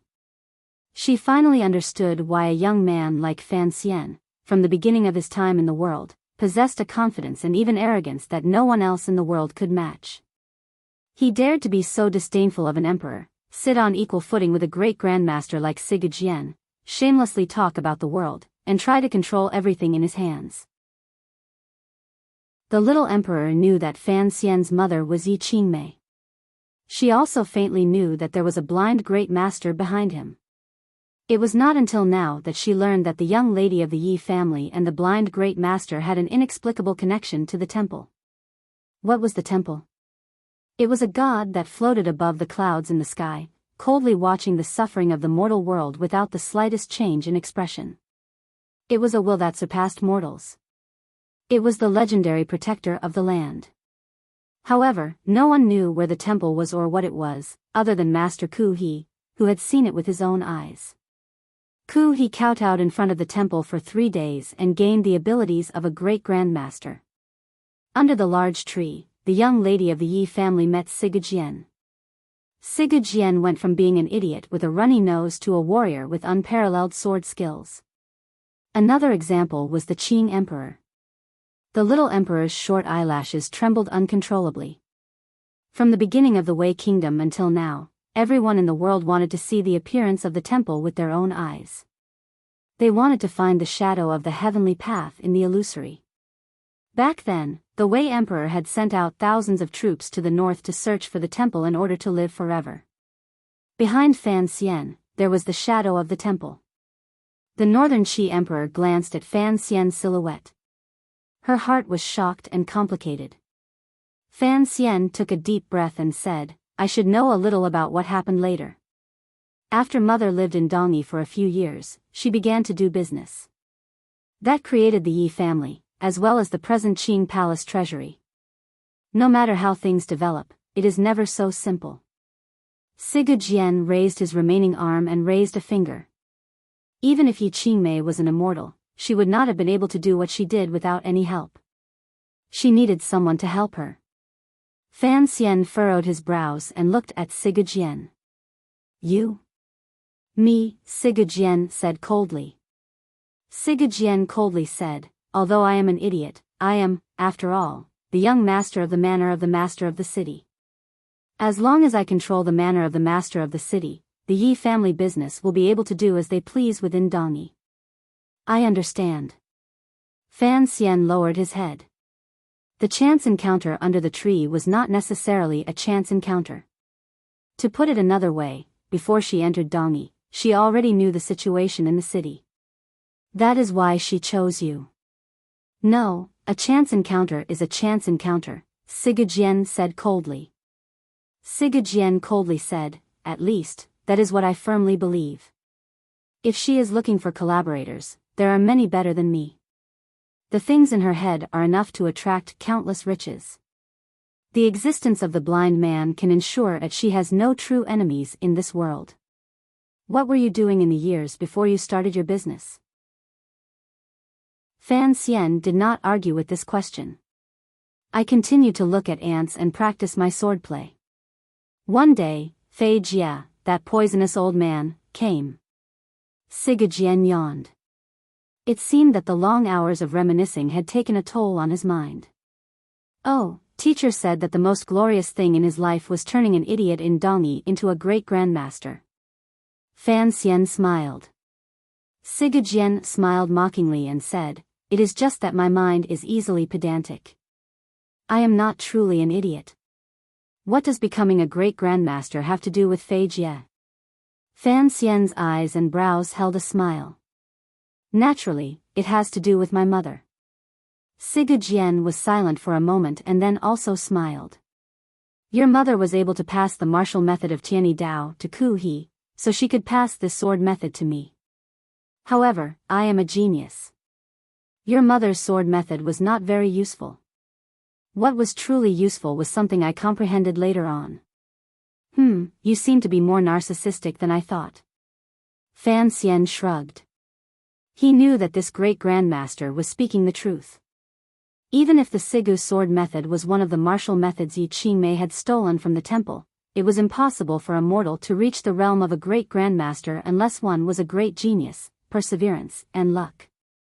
There are many meanings to a genius. Sigajian's eyelids drooped as if they could close at any moment and never open again. "Your mother once said that my genius lies in focus and coldness. It is not easy to find someone who can watch ants move for 10 years, Sigajian said in a raspy voice. Sigajian said in a raspy voice, "An idiot who uses thin branches to kill tens of thousands of ants is even harder to find. I was lucky to meet your mother and Wu Zhu. Your mother was also lucky to meet me in Dongyi." Fan Xian couldn't speak for a long time. He quietly savored these words. He thought to himself that decades ago, a storm had been brewing on the land. Who knows how many geniuses had appeared? Someone with Ku He's perseverance, Sigajian's obsession, and the emperor's endurance. They had all appeared at that time. Then, Yi Qingmei had taken Uncle Wu Zhu and escaped from the temple and met these people. Regardless of realm, luck, talent, and willpower, in this world, no one could compare to these warriors who had not yet become great grandmasters. Haitang could not. Haitang could not. Her teacher dared to eat human flesh. Fan Xian could not. His old emperor could endure the unparalleled pain and despair of having his meridians shattered. 13th Wang could not either. His sword saint teacher did not care about human life at all. The young people of this time all had their flaws and inadequacies. This kind of difference would take many years and many setbacks to make up for. Only then would they be able to touch the layer of paper between heaven and man. Finally, they would leap over and become a true great grandmaster. Everything is fate. Fan Xian looked at Sigajian and sighed. Sigajian looked at Fan Xian with a strange expression and said, "Do you want to learn? If you want to learn, just say it." Fan Xian's heart jumped. He knew what this sword saint was preparing to teach him. A bitter smile rose involuntarily to his face. In a quiet voice, he said, "I think you already know." "I already know." Sigajian coldly said, "I am talking about the true Sigajian." Fan Xian's heart jumped. He was silent for a long time. Suddenly, he said, "In reality, there is no difference. The important thing is still the people. The young people of my generation still cannot compare to your generation. Of course, this kind of gap may slowly shrink. Even if you moved everything in the temple in front of me, what if I couldn't learn it?" His heart was filled with boundless emotions. It seemed that the martial secrets his mother had stolen from the temple back then had been passed on to these great grandmasters. Apart from Yi Liuyan's flowing cloud release hand, the origin of which was a little unclear, the others had already received sufficient proof. Outside the temple, Ku He had paid the price of being heavily injured to save Yi Qingmei, who had only been 4 at the time. Then, he had obtained the price from Yi Qingmei's hands, which was now the supreme technique of Tianyi Dao. Although Sigurd-Jien's sword technique was something he had comprehended himself with exceptional spiritual energy and stubbornness, it was clear that without the chance encounter under the large tree, an idiot would still be an idiot. If it could not be activated, how could he advance? As for the little yellow booklet that had always followed Fan Xian, the first volume was the tyrannical way, and the second was the kingly way. It had been with him for 20 years. Now, he understood that this was something his mother had left for the emperor. Then, somehow, through Wu Zhu's hands, the emperor had left it for him. It was the tyrannical martial method that made Fan Xian feel a sense of defeat. No matter what, he could not enter the realm of the kingly way. He had also learned Tianyi Dao's Xinshi method, but it did not help him in any way. Even if Sigurd-Jien truly had the so-called true Sigurd-Jien to pass on to him, what use would it be? The things Yi Qingmei had left behind in this world had already been gradually picked up by Fan Xian. One more seemed to be of no use. Back in the day, Yi Qingmei grew into a towering tree in Dongyi. I relied on the sword in my hand to obtain a position in Dongyi and become her partner in catching bugs by the side of this large tree, Sigurd-Jien said quietly with his eyes slightly closed. Sigurd-Jien closed his eyes slightly. In a quiet voice, he said, "If you can't practice it, then continue to practice. It is not so easy for a tree to grow." Chapter 640. Fan Xian stood under the large tree with one hand on his waist and the other gently patting the tree trunk. His mouth said it was forced, but there was a smile in his eyes. His appearance was as shameless as one could imagine. It was as if his entire body had been marked with many small squares. Each square had a large word written on it. This was the so-called cheap square. This young man from the Qing kingdom, in front of Sigurd-Jien, not only did his words and actions offend, he even began to be cheap. The northern Qi emperor, who had been silently listening to their conversation and digesting the shock in her heart, tried to seize an opportunity. Seeing this scene, she could no longer resist. Looking at Fan Xian, she sighed and said, "How can a person be so shameless?" Fan Xian turned his head and glanced at her. With a self-mocking smile, he said, "You should know that I have learned Tianyi Dao. You should also know that I know the tyrannical martial method. If I also learn the Sigu sword, although it is not a burden to have more skills, I always feel that I will become a strange creature. Furthermore, perhaps I will wipe out all possibilities in the future. Most importantly, I have never believed that there is love without reason or hate without reason in this world." He turned towards Sigurd-Jien in the wheelchair and quietly said, "You still haven't given up on the idea in your heart. Must those old fellows cultivate an opponent for my emperor before they die?" Sigurd-Jien's expression was cold as he said, "Of the three of you, I didn't think highly of you in the past. Unexpectedly, you've changed a lot in these 2 years. You've improved a lot. It is beyond my expectations." Fan Xian lowered his head slightly and replied, "After experiencing many life and death matters, one will always feel deeply moved." He knew that the three people Sigurd-Jien was referring to were him, Hai Tang, and 13th Wang, the three young people most likely to be close to the realm of a great grandmaster. He thought for a bit and then continued, 13th should have learned it before, but even he could not comprehend its true meaning, much less me. Sigurd-Jien didn't say anything. On the contrary, it was the Northern Qi Emperor who smiled slightly and said to Fan Xian, "If you really don't want to learn, why don't you give this opportunity to me?" "You?" Fan Xian laughed out loud. The Emperor is truly someone who does things differently. The little Emperor pressed her thin lips together into a smile and said, "The Sword Saint just wants to make more trouble for the Qing Emperor after he dies. You are, after all, his illegitimate child. I'm afraid you won't be able to harden your heart. Passing it to me seems more direct." Hearing these words, even Sigurd-Jien couldn't resist laughing hoarsely. Unexpectedly, there are more and more interesting people in the world. Alright, let's not talk about other people's business. Fan Xian stood seriously behind Sigurd-Jien. His hands gently rested on the back of the wheelchair. "Since I want to learn, I have to hurry. Should I go bathe and fast for a few days? Siga Jian's expression was strange. Turning his head to glance at him, he said, swords are used to kill. Even if you wash for 100 days, in the end, you will still be stained with blood. Why wash? Fan Xian shook his head and said, since you want to teach me, you have to act like a teacher. You should have learned most of the sword techniques from him. Siga Jian narrowed his eyes slightly and coldly said, a sword is a dead object. What holds it is the hand. No matter which direction you stab or chop down from, no matter how many changes there are, it is impossible to exceed 10,000. In the end, space is only so big. Fan Xian listened silently and seriously. To the side, the little emperor also closed her eyes tightly, unwilling to let go of a single word of Siga Jian's. Even if her realm was not enough for her to understand too much, forcefully memorizing it, there were still many talented aces in the northern Qi court, such as Haitang, who was far away on the grasslands. How can a sword stab out and kill someone? This is a problem with sword techniques. There is always a limit to the changes in sword techniques. In tens of thousands of years, who knows how many virtuous people of the past have put in hard work. As the saying goes, there is nothing new under the sun.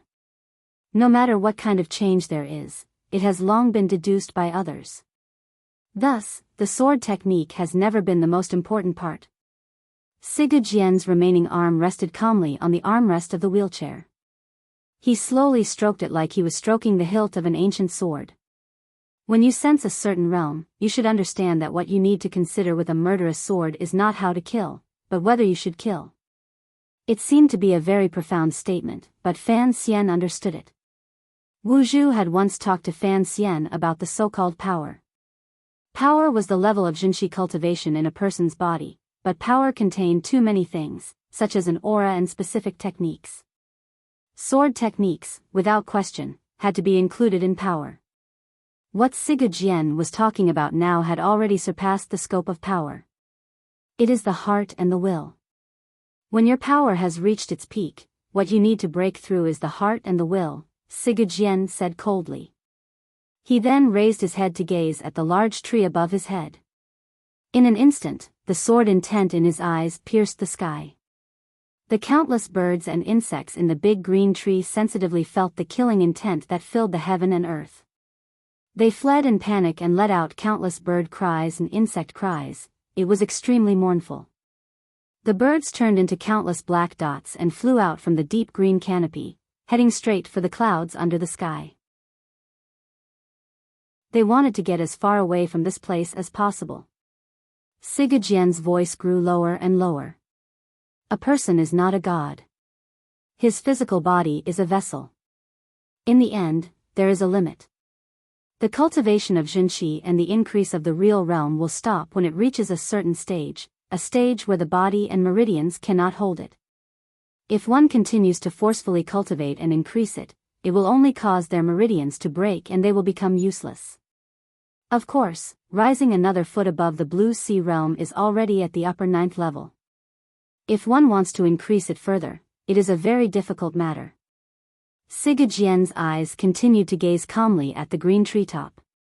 Fan Xian and the little emperor listened quietly to the side. The atmosphere was slightly strange. The little emperor was not a martial ace, so she did not understand.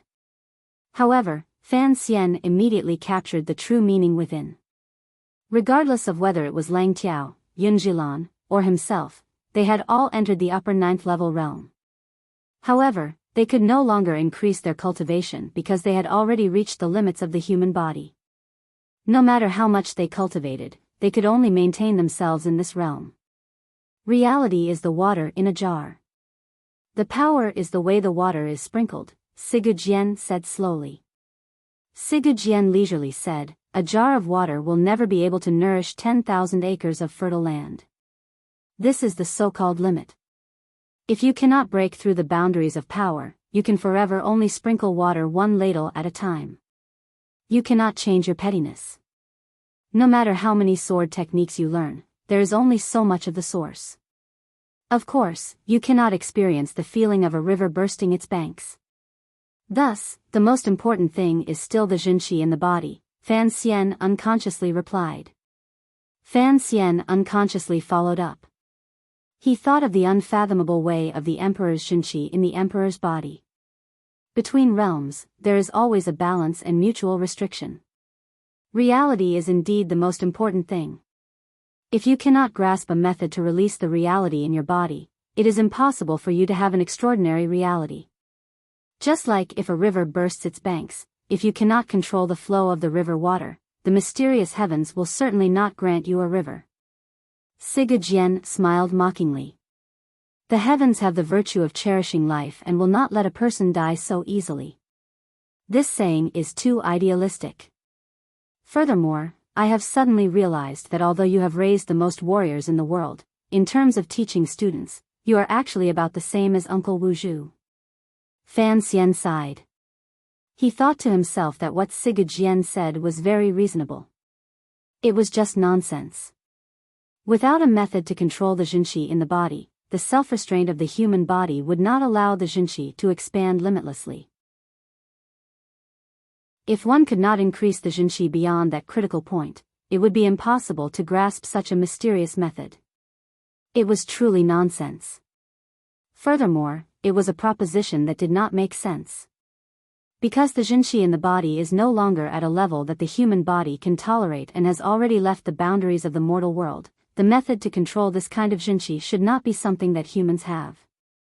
Siga Jian pulled his gaze back from above and looked at Fan Xian coldly. This is a very natural principle. Then, how do you solve this problem? You must first find a method that does not belong to the mortal world. Perhaps it was because Siga Jian had pulled his gaze back, but the wind on the tree had stopped. The leaves swayed gently. The young birds and bugs that had not been able to escape the tree in time sank into silence with the joy of escaping death. It is precisely the will and I spoke of earlier. Siga Jian looked into Fan Xian's eyes. He didn't know how much this young man could comprehend. Slowly, he said, extraordinary strength can only appear in this world through extraordinary methods. You have to forget everything you have ever learned. Little tricks, coffin breaker, Sigu sword, tyrannical methods, Tianyi Dao methods. You have to forget all of these methods that can capture traces.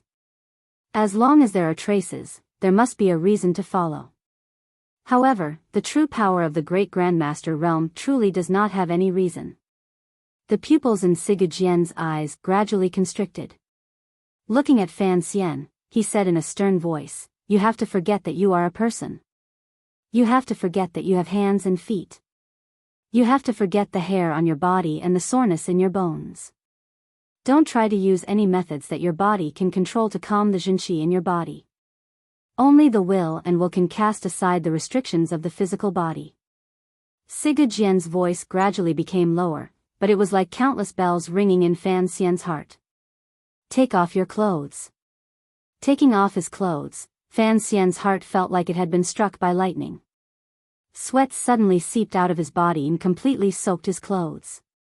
He was familiar with these words because it was a passage from the Records of Old Sayings, in the 5 classics.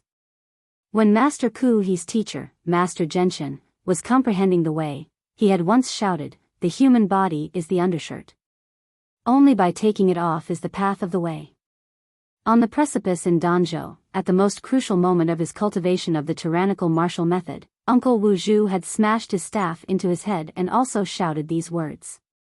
Unexpectedly, he had heard these words again from Siga Jian's mouth. There seemed to be the will of heaven in the unseen world. It was also proving to Fan Xian the deep meaning of these words. It was as if it was showing him a completely new, mysterious, immeasurable, and charming realm. After this great Grandmaster Siga Jian finished speaking, he didn't speak again. He sat calmly and silently under the tree. Fan Xian's body was covered in cold sweat. He faintly knew he understood something, but in reality, he didn't understand anything. He knew what Siga Jian said was true and correct. However, this kind of method was too vague and indiscernible. There was no way to find it. Most importantly, such an idealistic way of speaking was completely different from the tyrannical martial method he had cultivated since he was a child.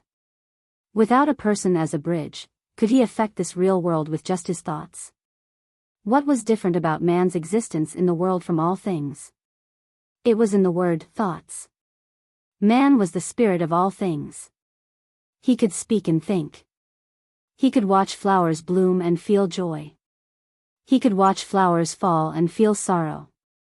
He could watch the full and waning of the moon and feel the eternal vicissitudes of heaven and earth. He could watch the rise and fall of the tides and feel the impermanence of life. The old men with their heads bent in the yellow earth also knew the joy of shadow puppets. It was an instinctive pleasure to follow Pan Lang through the night. It could also affect one's thoughts in a way that left one's instincts or substance. A powerful official with unparalleled evil could sit in seclusion for half a day, write a painting, and be proud of himself for a long time. He was moved to tears. No creature was more complicated than humans. Only humans could have such rich emotions and thoughts that could not be forgotten in a moment. Heaven and earth were indifferent. Spectators lived and died. Only humans could look back at heaven and earth and faintly connect their thoughts. The sweat on Fan Xian's body gradually dried. He knew how admirable that realm was. He also knew that it was not a realm that could be reached just because he wanted to. He asked in a raspy voice, "The true Sigurd does not need a sword. How will you teach me? This method cannot be passed on." "It's not that I don't want to pass it on. It's that I cannot pass it on." Sigurd broke the silence and coldly said, "Today, you will wander with me through Dongyi. I can only let you see. As for how much you can experience, it will all depend on your luck." Fan Xian bowed sincerely and said, "I am willing to lead the way for you." The little emperor stood beside the two of them with her eyes closed. Her eyelids trembled anxiously. It looked like she was trying to memorize every word of their conversation. Sigurd did not pay attention to what these two young people were thinking. He indicated for Fan Xian to push his wheelchair away from the tree and toward the bustling interior of Dongyi. At some point, perhaps it was the moment Sigurd raised his head to look at the sky, the people under the tree had long scattered in all directions in fear. It was completely silent under the tree. There was only a faint shadow enveloping the ground under the tree. Chapter 641. When three people walk together, there will always be a teacher. Fan Xian and the little emperor pushed Sigurd and quietly left the tree. Following the long straight path, they entered Dongyi's busiest street. The travelers who had been resting under the tree had long scattered in all directions in shock. Slowly, the scene they had seen earlier reached the ears of many people. Not many people had discovered who the cripple sitting on the wheel of the chair was. Sigurd was Dongyi's god. Not many mortals had seen him before. The pedestrians on the street only felt that the combination of these three people was a little strange. Two very handsome young men were pushing a disabled person in a wheelchair. They didn't look like merchants who were here to buy or sell goods, nor did they look like tourists who came because of the fame. Fan Xian paid no attention to the gazes around him. He just quietly pushed the wheelchair. His gaze naturally fell on Sigurd shoulder. In the back of his head, he carefully thought back to the Grandmaster realm he had felt under the tree earlier. He was a person who loved to learn. When he had escorted Xiao En back to Northern Qi, he had not forgotten to ask Xiao En about court matters. Although there was an unspeakable grudge between him and Sigurd their relationship was incomparably complicated and subtle. Since this great Grandmaster was willing to reveal this realm to him and give him a chance to study it, he would not pass it up. Even though Sigurd action hid a dangerous murderous intent, Fan Xian still did not want to pass it up. Perhaps for just one day in Dongyi, he was willing to see Sigurd as his true teacher. Of the three of them, only the Northern Qi Emperor's situation was awkward. She seemed to be Sigurd guest, but in reality, she was only a hostage in Fan Xian's hands. At this moment, she was purely a traveling companion.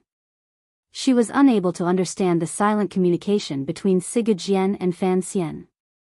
She could only watch helplessly and say nothing. After leaving the tree, Sigurd did not bring up those profound words again. Fan Xian also did not ask him seriously for guidance. It was as if the two of them had forgotten what they had talked about earlier and what they wanted to do. They only quietly and freely strolled through Dongyi, walking amidst the gazes and whispers of the people around them. Just as Sigurd had said, there were many things that could only be understood and not conveyed.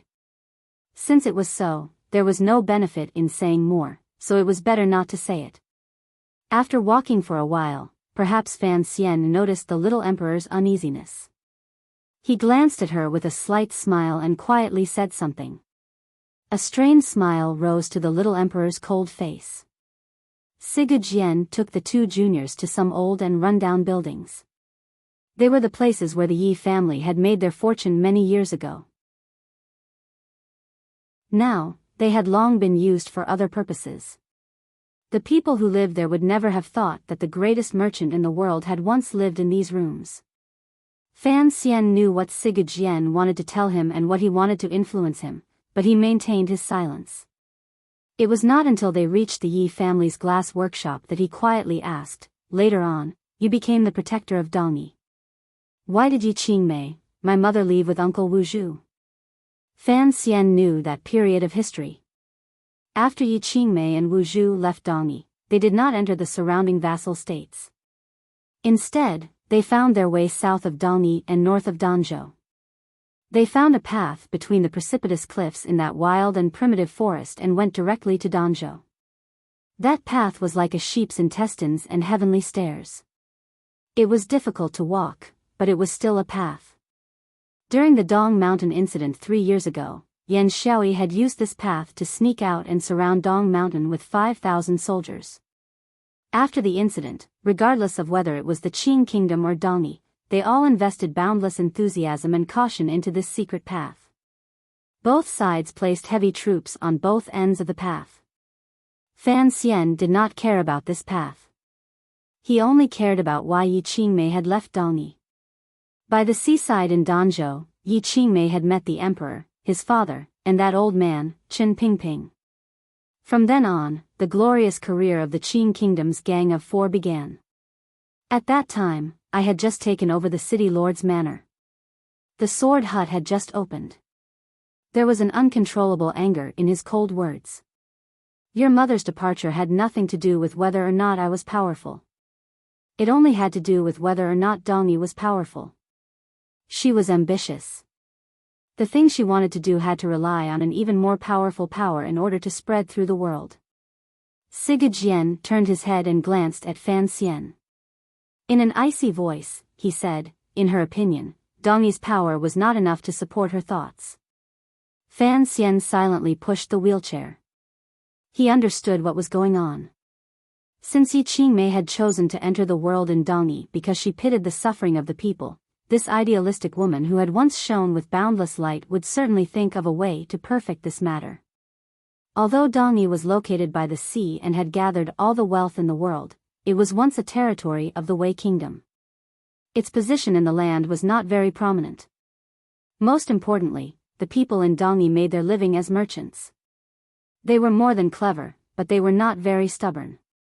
If they wanted to create something big and use their own ideals to influence the entire world, Dongyi was, without question, not a good choice. Why didn't she go to northern Qi? Yes, it was the Wei Kingdom. The northern Qi emperor, who had been silent the entire time, suddenly interjected, causing Fan Xian and Sigurd to glance at her at the same time. She sighed helplessly and said, "I can't be mute all day." The reason the little emperor couldn't resist asking this question was simple.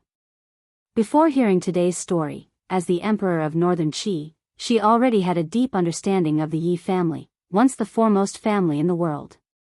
She had a faint sense of admiration for that Yi woman.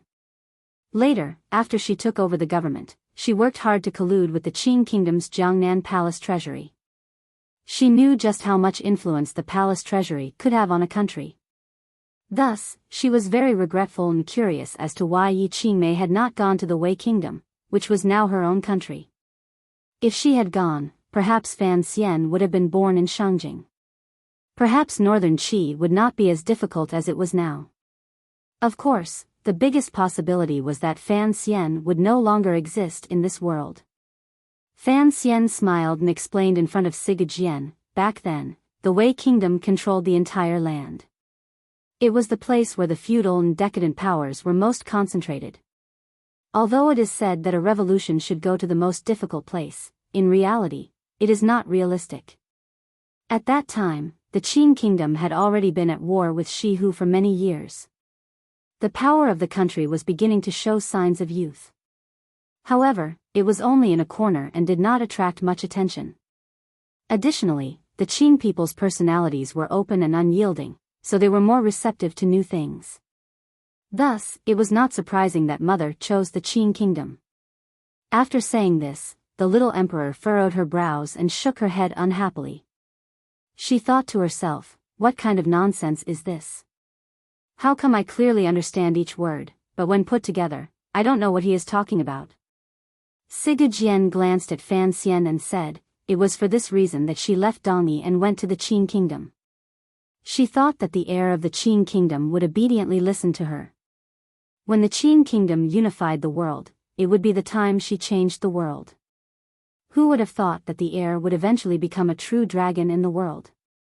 How could he tolerate someone riding on his body? In the end, this great grandmaster could not suppress his laughter. There was a hint of joy in his laughter. Fan Xian was slightly angry in his heart.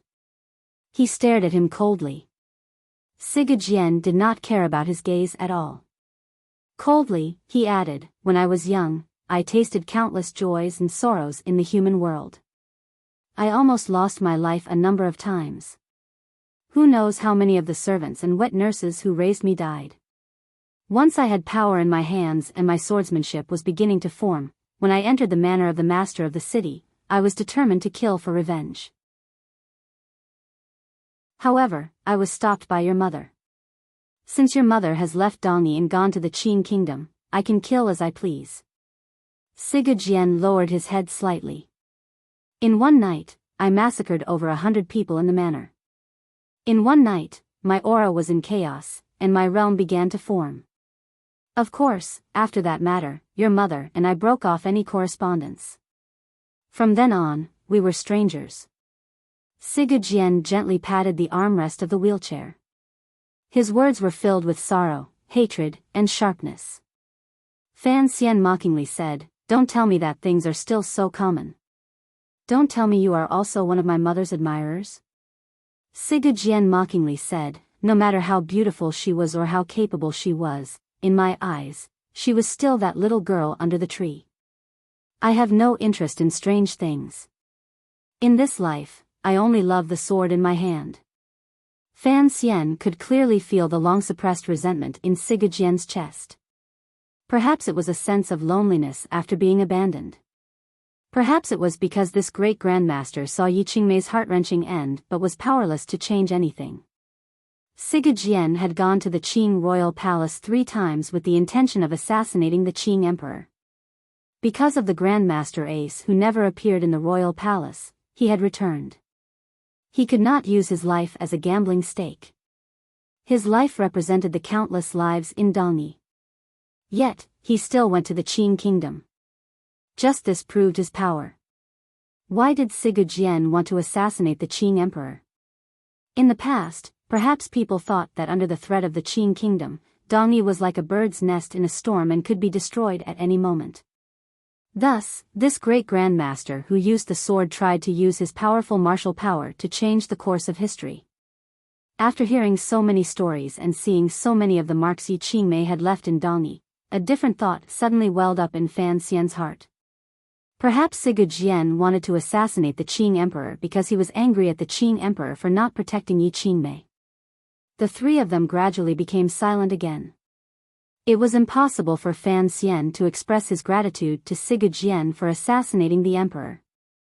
The little emperor also could not say to himself that he had a good time today.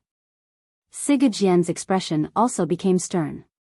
It was hard to tell whether he was happy or angry. The two of them didn't disturb him. The wheelchair rolled along the streets of Dalny. The creaking was crisp and clear. It was as if it could travel along the long streets all the way to the harbor at the end. It could even travel to the ships and then be taken to other unfamiliar places in this world. Fan Xian suddenly raised his head. A clear light appeared in his eyes as he scanned his surroundings. What startled him from his thoughts was the clear and terrifying creaking sound beneath him. It was daytime. In his observations 2 days ago, it should be the busiest time in Dalny. Merchants selling goods, travelers from afar, and sightseeing guests would all crowd here and make a racket. Why was it so quiet now? Even the creaking of the wheelchair could travel so far. He looked at the scene in front of him and took a deep breath. His face was slightly pale. His heart was filled with shock. The expression of the Northern Qi Emperor, who was pushing the wheelchair beside him, also changed slightly. Although she had seen such a scene countless times in her life, suddenly seeing it today still made her feel indescribably shocked. There was not a single person on the street. There wasn't even a scrap of paper. There were only green stone slabs, pieced together into the distance. All of the merchants and travelers were squeezed under the eaves on the two sides of the street. They knelt on the ground and bowed toward the center of the clean street, not moving at all. The little emperor knew that these foreign people were not bowing to her. They could only be bowing to the great grandmaster in the wheelchair. She couldn't resist looking at Sigurd shoulder with a questioning gaze. Only now did she know that Sigurd position in the hearts of the Dalny people was even higher than that of an emperor. There were no soldiers to suppress them or open up a path. Everyone prostrated to the ground and bowed towards Sigurd in the wheelchair. It was like they were looking at the god in their hearts as they slowly walked toward the end of the street. Everyone in the world knew that this great grandmaster was about to die. Not many people in Dalny had seen this great grandmaster's true face. During these 2 years, they still couldn't help but feel terrified and uneasy. Particularly now that they had truly seen the great grandmaster in the wheelchair, endless sorrow grew in the hearts of the Dalny people. They knew that it was this crippled person in the wheelchair who had used the sword in his hand to protect their wealth, their freedom, and the decades of peace in their homes. A sense of shame even grew in their hearts. They felt that it was shameful to live under the protection of the Sword Saint for so many years.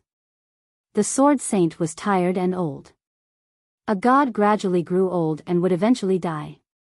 Just like the sun across the street, there would be a moment when it would sink into endless darkness. It looked like the moment under the tree had finally spread and startled all of the people in Dalny. They knew that the Sword Saint had finally come out of the hut and had come among them. That was why they were prostrating on the ground and feeling sorrow in their hearts. They were making this final farewell to express their gratitude. Fan Xian looked at this scene and felt a strange doubt in his heart.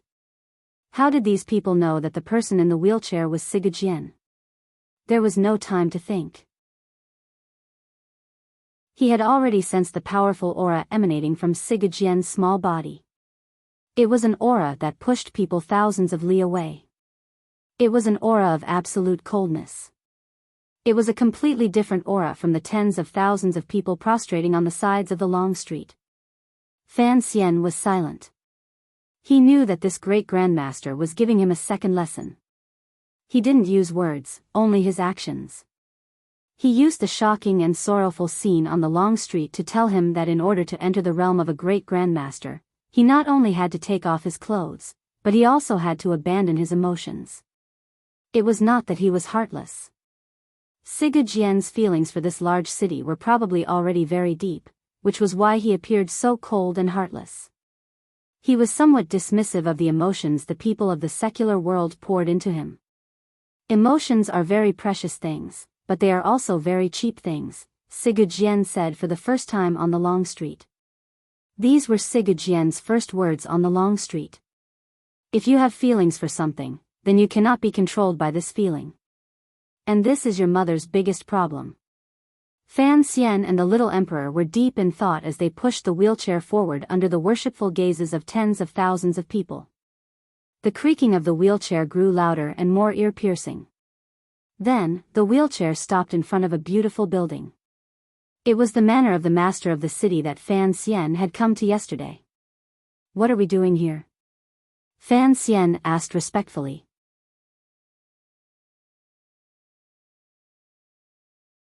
Chapter 642. I don't know why, but I've felt very tired these past few days. I've wanted to sleep every day.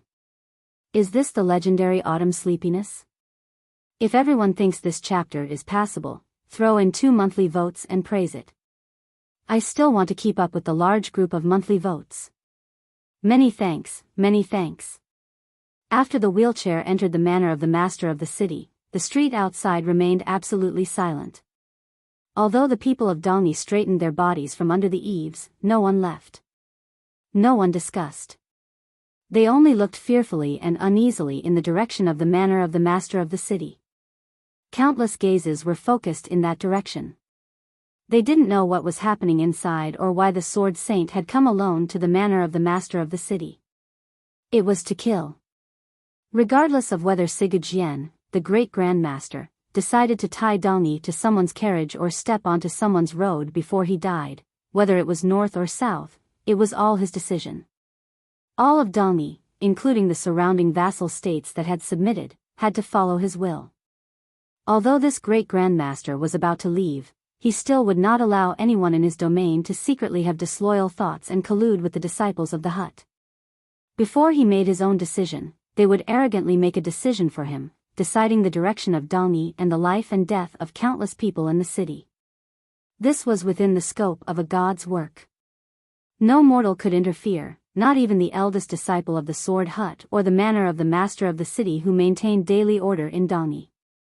The master of the city was the last distant relative Sigurd could find in a remote and desolate place after he had massacred his clan. Those who went against him would die without a doubt. This was the so-called will of a grandmaster. This did not need to be emphasized. It was just a natural bottom-line principle. It was only for Fan Xian to see it more clearly that Sigurd had brought him here. After the little emperor stepped into the manor of the master of the city, her face became very pale. It was as if she was about to become transparent. There was a sense of loss and shock that could not be erased in her eyes. She knew what Sigurd wanted to do. Other than Yunjilan, Northern Qi's greatest support in Dalni was the people in the manor of the master of the city. The little emperor had been hoping that these two powers could help her convince Sigurd and have Dalni leave the Qing kingdom's control. If Sigurd was going to wash the manor in blood, it showed his attitude. The little emperor felt slightly dizzy. Tightly biting her lower lip, she stood silently behind the wheelchair. Fan Xian glanced at her calmly. Seeing the paleness of her face, his heart jumped slightly. He reached out and patted her shoulder to express his comfort. This was not the consolation of a victor to a loser. It was just that his heart had been pierced by the sword intent of the expert in the wheelchair, causing his eyes to blink uncontrollably. After Sigurd entered the manor, the emotion in his eyes gradually became indifferent. There wasn't even a glimmer of coldness. Several people knelt down at the stone steps of the second gate of the city lord's mansion and welcomed the arrival of the sword saint in fear and trepidation. They lowered their heads and kowtowed. With this kowtow, their heads were like fruits ripening in autumn. Breaking their branches, they fell and rolled on the ground. There was an extremely smooth cut on their necks, as if they had been cut by an unparalleled sharp sword. Sigurd in the wheelchair, did not have a sword in his hand. The little emperor stared at the rolling heads on the ground. Her face grew paler and paler. Even her tightly pressed lips became whiter. Fan Xian's hand tightened slightly as he held on to the wheelchair. The veins on it were faintly visible. A drop of cold sweat dripped down from his forehead. He knew Sigurd had come to kill and teach him how to kill. He had not thought that this great grandmaster would only need to think for a few lives to cease to exist in this world. The heads rolled to the side, drawing out a streak of blood. They crashed into the moss in the corner of the wall and stopped. Fan Xian's lips were a little dry. He unconsciously wanted to stop Sigurd following actions. He tightened his hand, intending to stop the wheelchair at the bottom of the stone steps. If the manor of the master of the city was massacred, it would make the agreement between the Qing kingdom and Dongyi without any power to oppose it. Even the disciples of the Sword Hut who did not agree with Sigurd will would, because of the blood, once again experience the ruthlessness and power of their sword saint teacher. Fan Xian still did not want to use such a method. He was not a sentimental and pedantic person. However, he thought that the manor of the master of the city would never be a major obstacle. As long as Sigurd nodded, there were many ways to resolve the problem here. He had not thought that Sigurd would use the simplest and crudest method to resolve it. At some point, the wheelchair had already climbed up the stone steps and was moving toward the depths of the manor. Fan Xian and the little emperor's hands were still on the wheelchair. Their hands trembled more and more. Their faces grew paler and paler. They saw more and more blood and more corpses on either side of the wheelchair. Someone finally summoned the courage to pull out a knife. The knife broke in two. Someone screamed and flew away, their waist broken in two. Even more people looked with terrified eyes at the killing god in the wheelchair. Their legs trembled. They could not move at all. They thought of the legend from many years ago. On that night, the great grandmaster in the wheelchair held a sword and entered the manor of the master of the city. The next day, not a single living person could be found in the manor. After many years, Sigurd entered the manor again. This time, he did not have a sword in his hand. The entire manor was still sadly enveloped by a thick stench of blood. Fan Xian's face grew paler and paler. The tyrannical Zhenqi in his body had been raised to the limit. The moment it left his body, it was crushed into threads by the killing aura that filled the world outside. It broke into pieces and dissipated in an instant. It was impossible to gather the qi. The little emperor's body trembled. She was unable to move at all. She had to place her hand on the wheelchair to barely stabilize her body. Even though she was a powerful female emperor, looking at the countless heads and broken corpses flying through the air, it was still difficult for her to resist the onslaught of this bloody killing aura. Blood flew. Blood continued to fly. Blood continued to fly. Sigurd face was even paler than these two young men's faces. It was a completely illogical white. It was as if all the blood in his body had flowed to some place and then dispersed into a sword qi that pierced the heavens and slaughtered the earth, and a murderous aura that could destroy the heavens and destroy the earth. It was being released freely. Fan Xian and the little emperor's bodies seemed to have left the control of their minds. They followed this life-taking wheelchair with great passivity as they walked through the manor. The powerful aura emanating from Sigurd body completely controlled all the minute movements around them. The little emperor was powerless to resist, so her reaction was slightly weaker. Fan Xian forcefully focused his mind, wanting to resist this cold murderous intent that made him feel very uncomfortable and even disgusting. It was as if he was being hammered endlessly by a heavy hammer, shaking his heart and soul with each blow. A thread of blood seeped out from the corner of his lips. A helpless sorrow flashed through his eyes.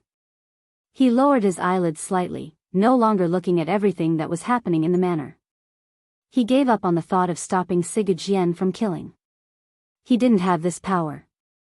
He also didn't want to take pity on the innocent servants in the manor and anger a great grandmaster who had already sunk into a crazed state and sink himself into endless danger.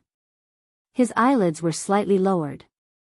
He didn't look, but that didn't mean he didn't know, particularly since this was the last lesson Sigurd was giving him. Fan Xian had already relaxed his mind and was no longer fighting head-on against the sword intent that filled the manor. Thus, he could more and more clearly sense any slight change in aura present.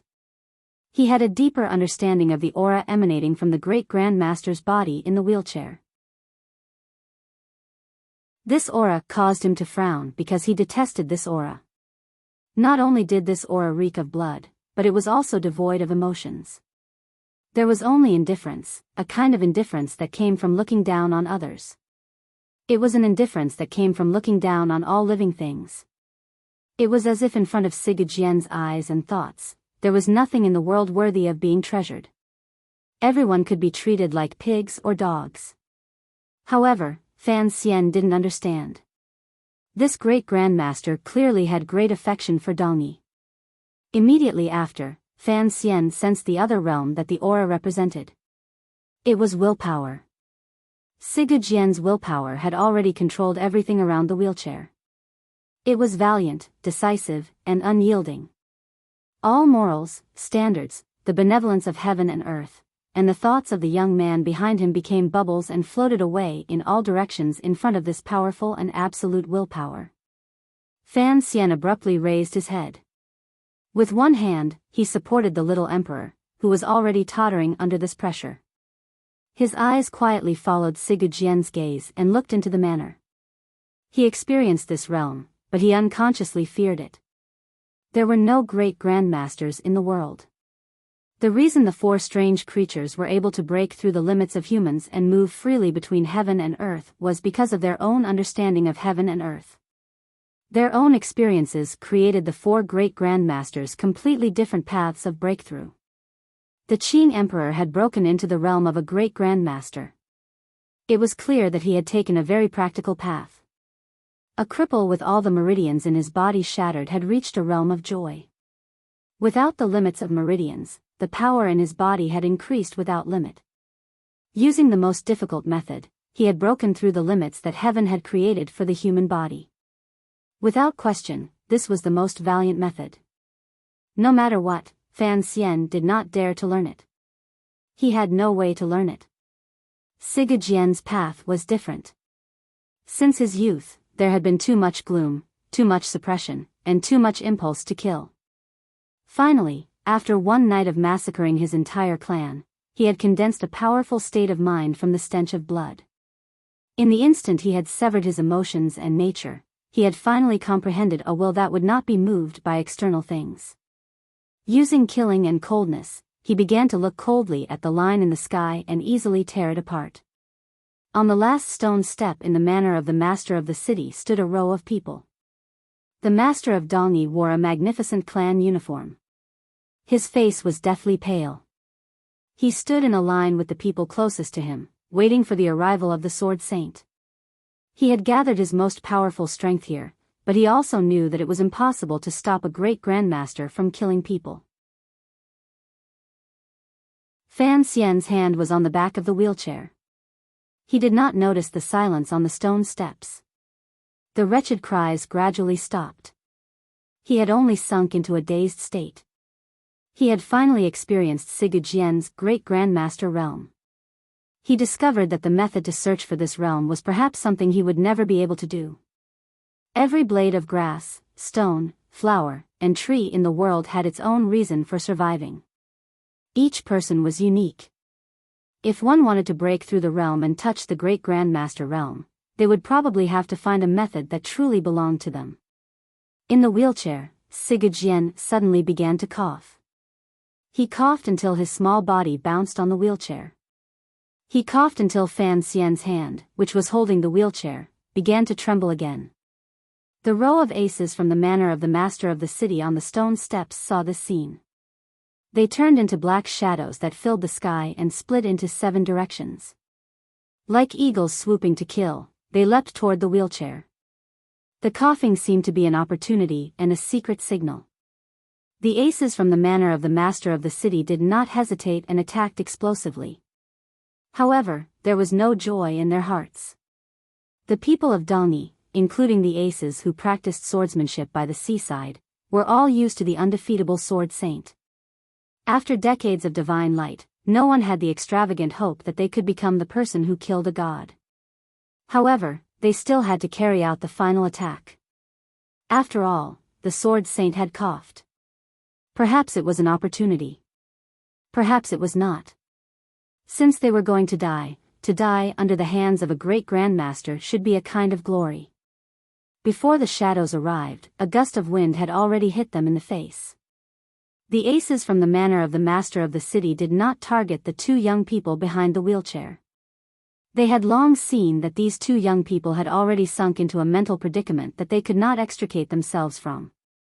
Fan Xian had a feeling that if he was faced with these aces' most heroic attack before death, he would probably have no way to counterattack.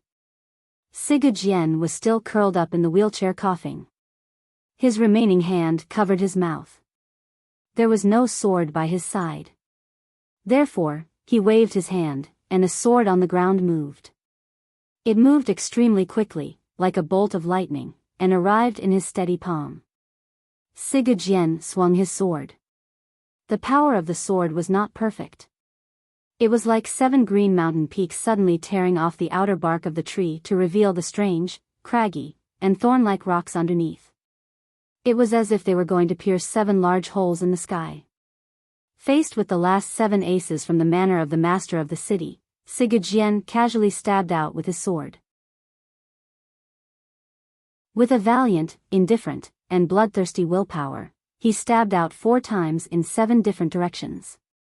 This was already a strike that surpassed the secular world. It contained an aura that focused only on the front and not on the back. Hidden behind the aura was a supreme willpower that transcended the aura. It was free because of its coldness and indifference because of its bloodthirst. The 4 swords stabbed into 7 people. The 7 aces collapsed to the ground without a sound. Siga Jian waved his sleeve. The common steel sword in his hand left his hand and pierced straight into the chest of the master of Dongyi. After Siga Jian entered the manor in a wheelchair, the master of Dongyi did not make a single argument or sigh. He only calmly watched the scene in front of him and waited for death to come. He knew that since his distant uncle had personally come out of the hut, then only death awaited him. Toward a crazy great-grandmaster, a bloodthirsty sword saint, and a heartless monster who had slaughtered his entire clan, the master of the city had no emotion. The master of the city coughed up blood. Feeling his life leave him, he began to cry. In the moment before his death, perhaps there was too much dissatisfaction and resentment in his heart, just like the resentment the Qing emperor had felt many years ago. There should not have been these great grandmasters in this world.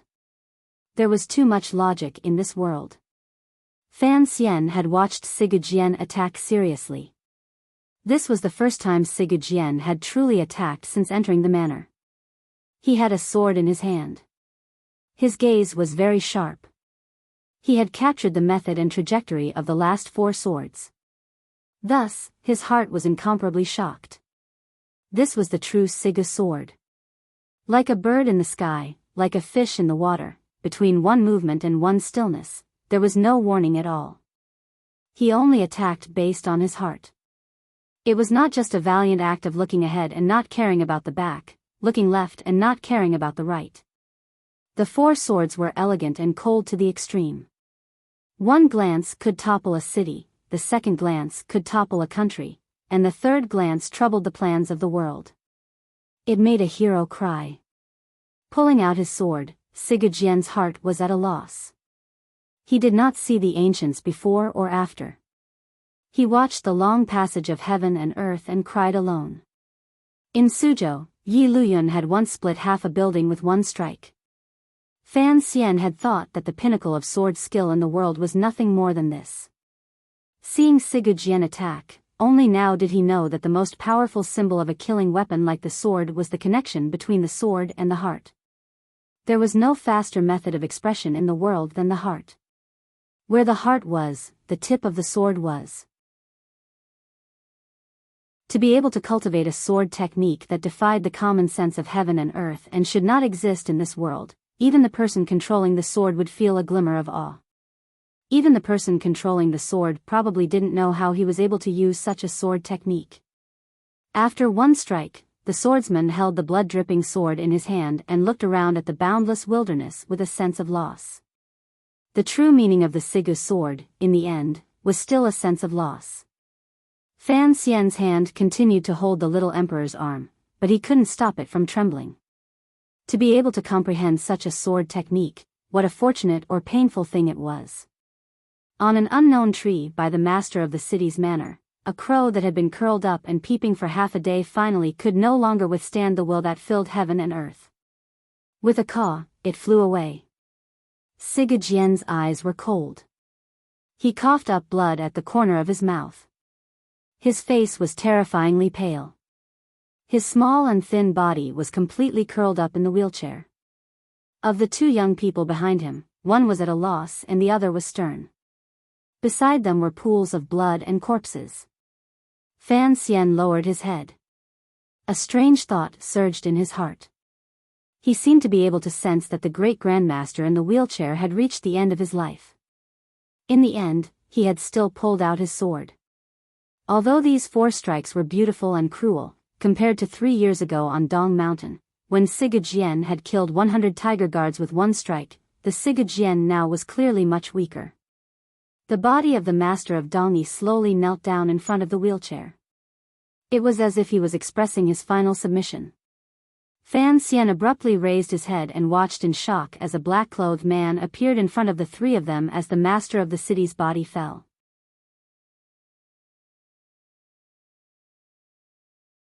Chapter 643.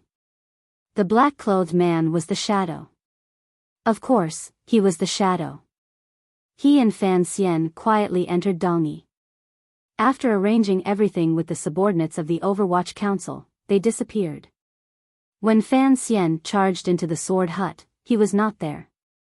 Fan Xian knew what the head of the 6th Bureau of the Overwatch Council would do once he saw Sigajian.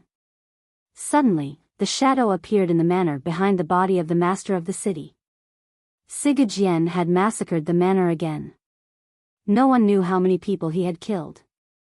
Regardless of whether they were alive or dead, as long as his physical body existed, there would always be a shadow under the sunlight. The shadow was hidden in these shadows.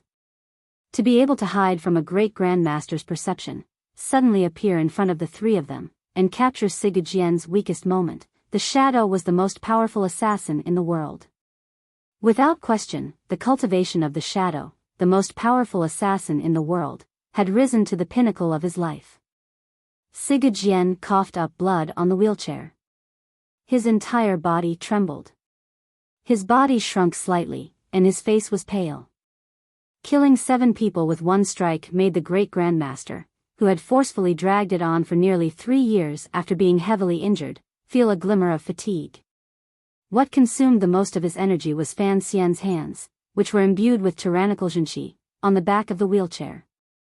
From the moment he stepped into the manor, Fan Xian's intentions were in opposition to Sigajian's.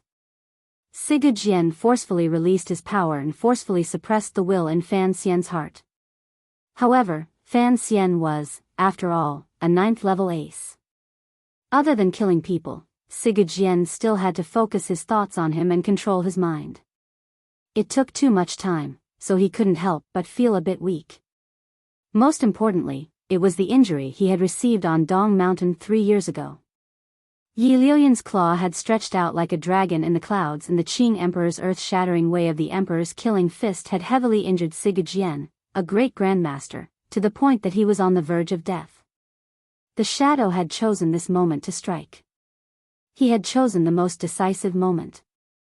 In his hand was an ancient sword that was as cold as autumn water. In an instant, the light of the sword lit up the entire manor. In the next moment, the stone steps seemed to become as sparkling and translucent as jade. The shadow's toes stepped on these jade-like stone steps. With each step, he seemed to become a little brighter. Occasionally, a few green leaves would fly up at this time, accompanying the autumn wind and rain sword in his hand, adding a bit of sternness. Kill. The ancient sword in the shadow's hand pierced toward Sigajian's chest. This strike was extremely simple.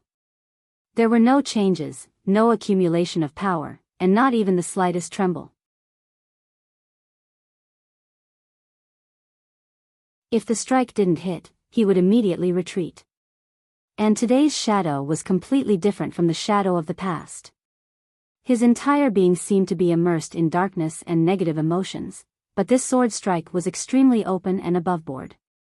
His decades of cultivation were all condensed into this sword strike, and he didn't leave himself any path of retreat, He only wanted to advance. With boundless courage and determination, he chose to advance. He only wanted to send this sword into Sigurd Jien's chest. At this moment, the shadow was no longer an assassin. He was a swordsman, a vengeful swordsman, a swordsman worthy of respect and admiration. The thunderous strike was softer than the wind, more traceless, and faster. It was more dazzling and shocking than lightning. This was the most powerful strike the shadow could demonstrate. Regardless of whether it was Fan Xian, Hai Tang, or anyone else, sitting in a wheelchair and suddenly facing the strike, they would probably not be able to escape. This was the first strike the shadow had truly struck out in 20 years. It was a strike that had been tempered countless times with the river of time, resentment, and netherworld emotions. In the final moment the tip of the sword broke through the air, it faintly reached another level. Just like what Sigurd Jien had taught Fan Xian earlier, it could only be like this when one's heart was connected. Nothing was faster than a person's heart. No one's heart was more determined, darker, and brighter than the shadow's. The darkness was in hatred and complicated emotions. The brightness was in a determination to disregard everything. The muscles all over Fan Xian's body tightened. The tyrannical Jinqi in his body circulated quickly. As soon as his heart reacted, he was going to take the little emperor and escape this place. In front of such a strike, he had no time to react. Sigurd Jien could do it. Although he was already at the end of his life, had been heavily injured for 3 years, and had slaughtered the manor of the master of the city and used up a great deal of his energy, he was still a great grandmaster who could not be judged by common sense. However, Sigurd Jien's expression was not the same as it had ever been. His face was extremely pale, and his eyes were extremely bright. The right half of his face that had been shattered was like an ugly and terrifying god, emitting an awe-inspiring might. Even a great grandmaster would not underestimate such a strike. However, it was difficult for a great grandmaster to move. He only had one hand left. It seemed that the only thing he could move was this hand. Thus, Sigurd Jien moved. Raising his left arm, he spread out his index and middle fingers 4 inches in front of his chest and pressed them together. He used 2 fingers to clamp down on the thunderous strike. His face became even paler. His eyes became even brighter, and his expression became even more solemn. Under the attack of the sword chi that filled the sky, it could only resist for a moment before it began to break apart weakly. Small holes opened up. The material of the clothing opened up like a baby's mouth. Countless holes appeared on the shadow's body in an instant. Blood began to seep out. Sigurd Jien's true counterattack was not outside his body.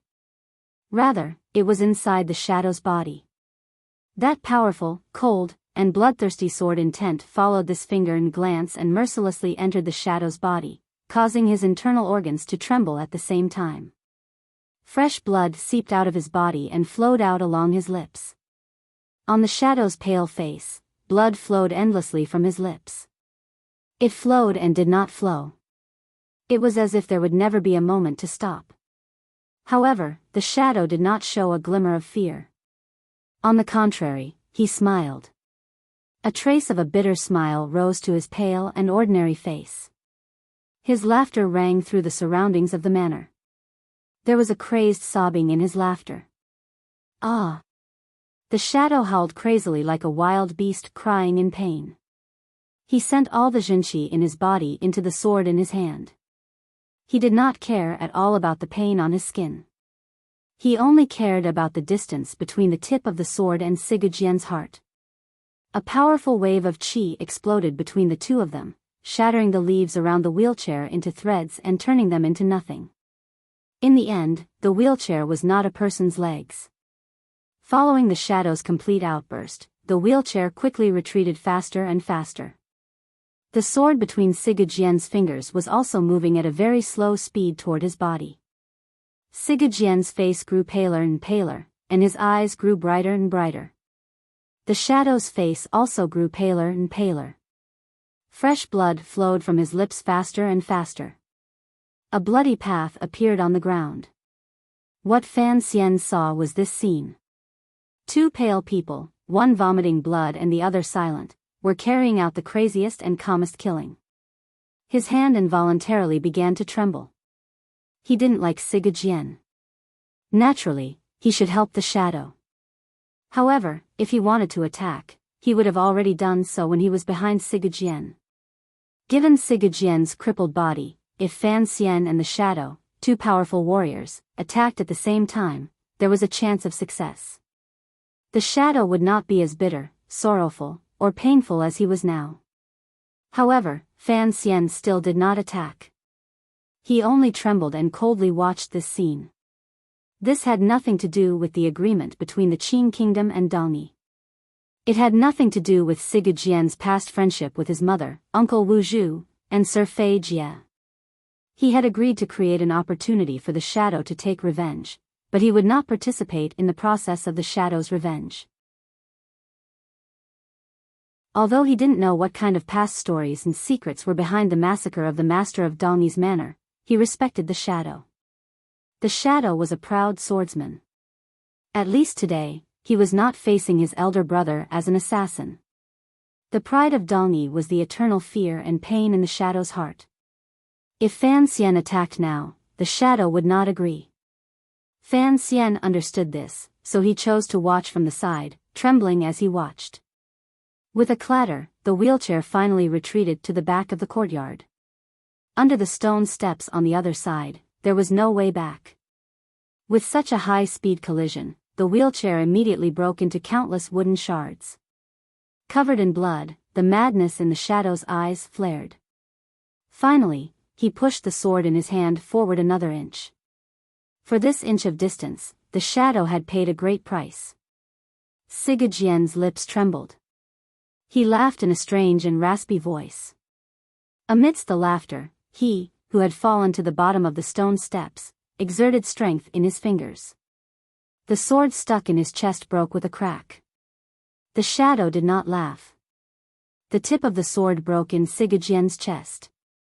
He still held the broken half of the sword in his hand. It seemed that his momentum did not stop for a moment. The broken half of the sword followed the trembling tip of the sword in Siga chest and stabbed down again, piercing deeply into Siga chest. From appearing behind the master of the city's body to stepping down the steps, stabbing into Siga chest, retreating 30 meters toward the wheelchair, and finally stabbing down with the broken sword, the shadow's glowing thunderous strike was actually only one strike. It did not break. The unbroken sword intent continued to this day. It was the only strike. In this life, the shadow would only have one chance to use such a strike. The broken sword, which was not sharp, pierced into Siga chest. It was not smooth. On the contrary, there was an astringent feeling. It was as if it was cutting through flesh. It was very painful, very painful. The shadow seemed to be able to feel the other party's pain because he himself was also in pain. His entire body trembled in pain. He lowered his head and silently stabbed and cut. Severing the past from more than 20 years ago. At this moment, the shadow seemed to see many things. He saw that many years ago, that idiotic older brother of his had secretly built a small grass hut on a piece of wasteland on the outskirts of the city. Then, he had proudly said that this place would be the holy land of martial arts in the future. He was still a child and looked disdainfully at the broken-down grass hut. He watched the blind man and woman who occasionally entered the grass hut. One day, the child became interested in the sword. His idiot brother asked seriously, "Do you want to learn?" "If you want to learn, I can teach you." Learning the sword was a difficult and dry matter. The two brothers in the grass hut became idiots in everyone's eyes. Everyone said that perhaps the manner of the master of the city had offended the temple for there to be two idiots. No one in the manor paid attention to these two idiots. Perhaps something terrifying had happened at the time, but he didn't know. He was only a child. Then, on that night, everyone died.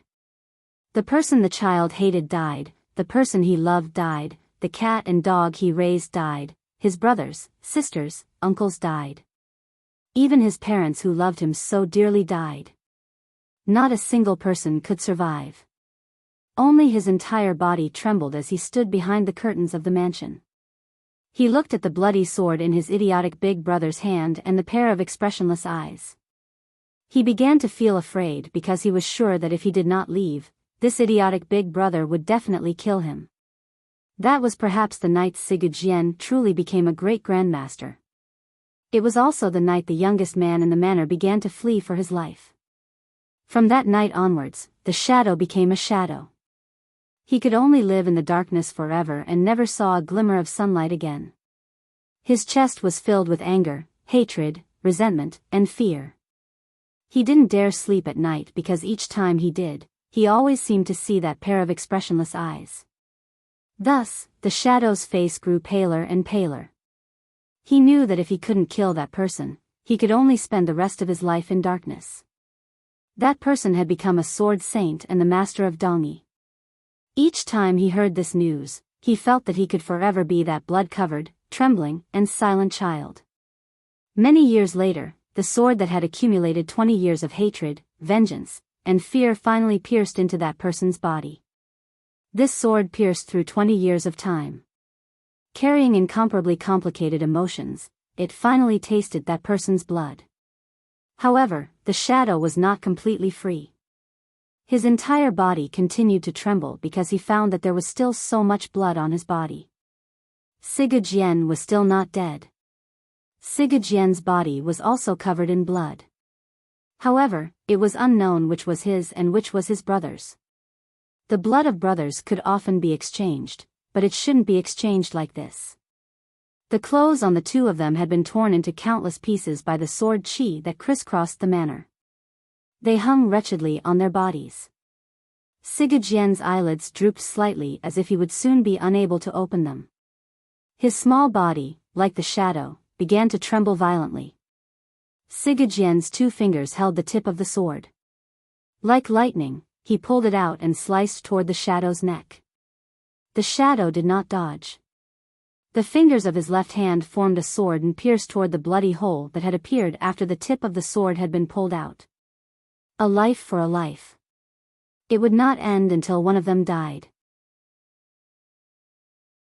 With a muffled slap, the two people's bodies separated abruptly. The shadow was like a rock, kicking up a trail of dust. He quickly followed the bloody path back and crashed heavily into the stone steps. Coughing up blood endlessly, he found it difficult to stop breathing. Sigurd sat on the other side of the stone steps. There was half of the broken sword on his chest. The other half of the sword tip was held between his fingers. He looked coldly at the shadow on the other side of the stone steps. A trickle of blood slowly trickled down from his lips. The courtyard of the master of the city's manor sank into a terrifying silence. Fan Xian and the little emperor stood far away under a tree, watching the scene of brothers killing each other with pale faces. The little emperor didn't know who the black-clothed man was, but she could see that his strength was extremely powerful. Otherwise, he would not have been able to last so long with Sigurd. Fan Xian knew that in the end, it was the shadow who had lost.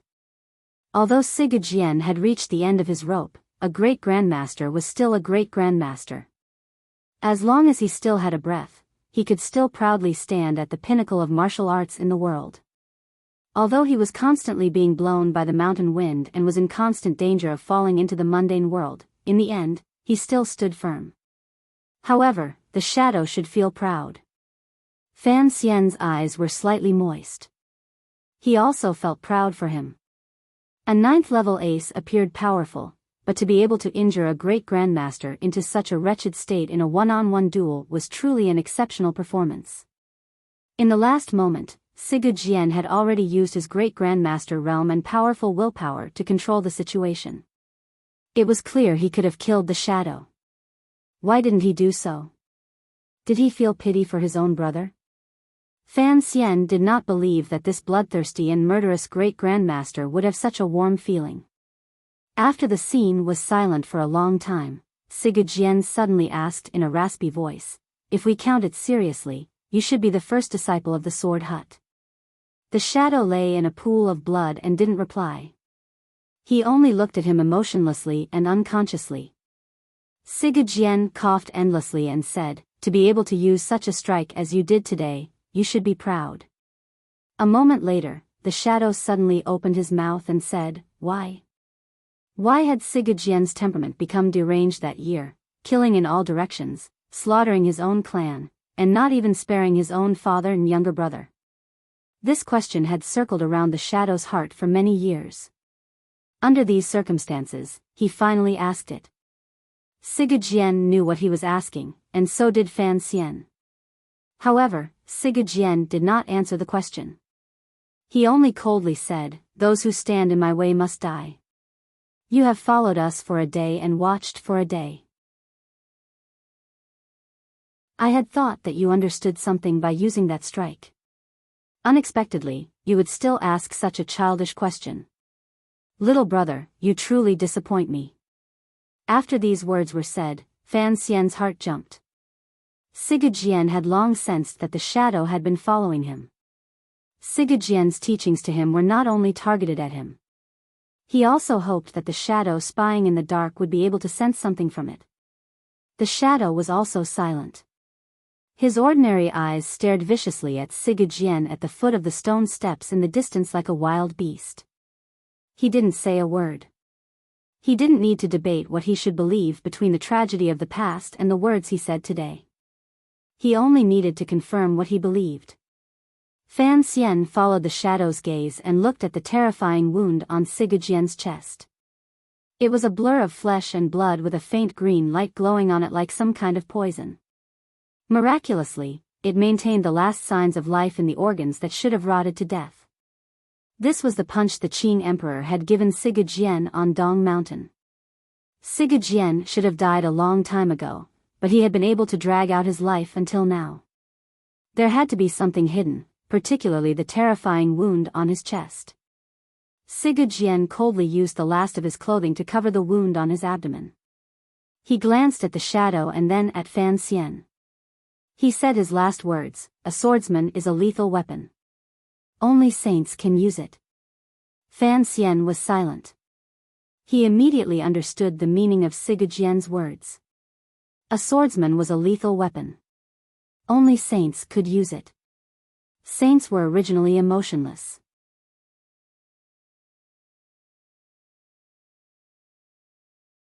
Chapter 644. Yesterday, the situation suddenly changed. The brothers on the leaderboard were all extremely anxious, chasing each other. It was abnormally lively. The one in front was sprinting, the one behind was leaping, and I was stuck in the middle. I was also anxious, 110,000 points of fire burning in my heart. But there was no use in being anxious. I couldn't update fast enough, and I had to lower my head and admit it. Moreover, I really couldn't think of any reason to pull in the monthly votes. I couldn't possibly say that I was sleepy recently and needed everyone's monthly votes to wake me up, right? That was really too shameless. But I really needed everyone to cast their monthly votes. I needed your support. I liked the reward money, and I liked the vanity that came with being ranked. I'll say it very seriously and honestly. If you think that I've written well, please cast your monthly votes to me. Thank you very much. Monthly votes were lethal weapons. Only the strong could wield them. I held my long sword and looked around blankly. There was a bamboo hat at my feet. I softly said, "Give me some, give me some."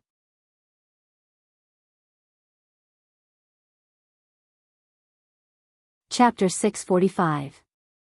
The original words were, "Soldiers are lethal weapons. Saints have no choice but to use them." I won't use such a merciful meaning, so I changed it to, "Those who are not saints cannot use them." I am satisfied that even if it is a story, it has to be carefully managed. Yesterday, everyone gave me a lot of face and threw a lot of votes. I'm getting closer and closer to Lao Wu on the monthly votes list. I'm still 100 votes away from him. I feel like I can see stars shining. Let's keep chasing. Yahoo, this was a world of natural selection. To poke their heads out from the layers of reeds by the North Sea and to have the right to be first among the pack of wolves on the grasslands, they needed to abandon their so-called weak emotions. Saints were heartless, and the most heartless. Otherwise, it was not possible to transcend. The courtyard of the city lord's residence was quiet. The corpses and pools of blood on the ground had been pushed to the bottom of the courtyard walls by the previous tremors. It was as if they had been swept by the hand of God. The blood had turned into red paint that had been brushed with a few green leaves that had recently fallen. With these green leaves as a boundary, Sigurd and the Shadow, the two brothers, each sat below 2 stone steps. Heavily injured and speechless, they looked at each other coldly.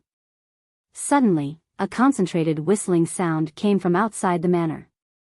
It was like a dozen catapults had launched an attack on the manor at the same time. The millstone-sized rocks sliced through the air. Sigurd's expression did not change. The Shadow's expression did not change. Fan Xian was walking toward the Shadow. His expression also did not change.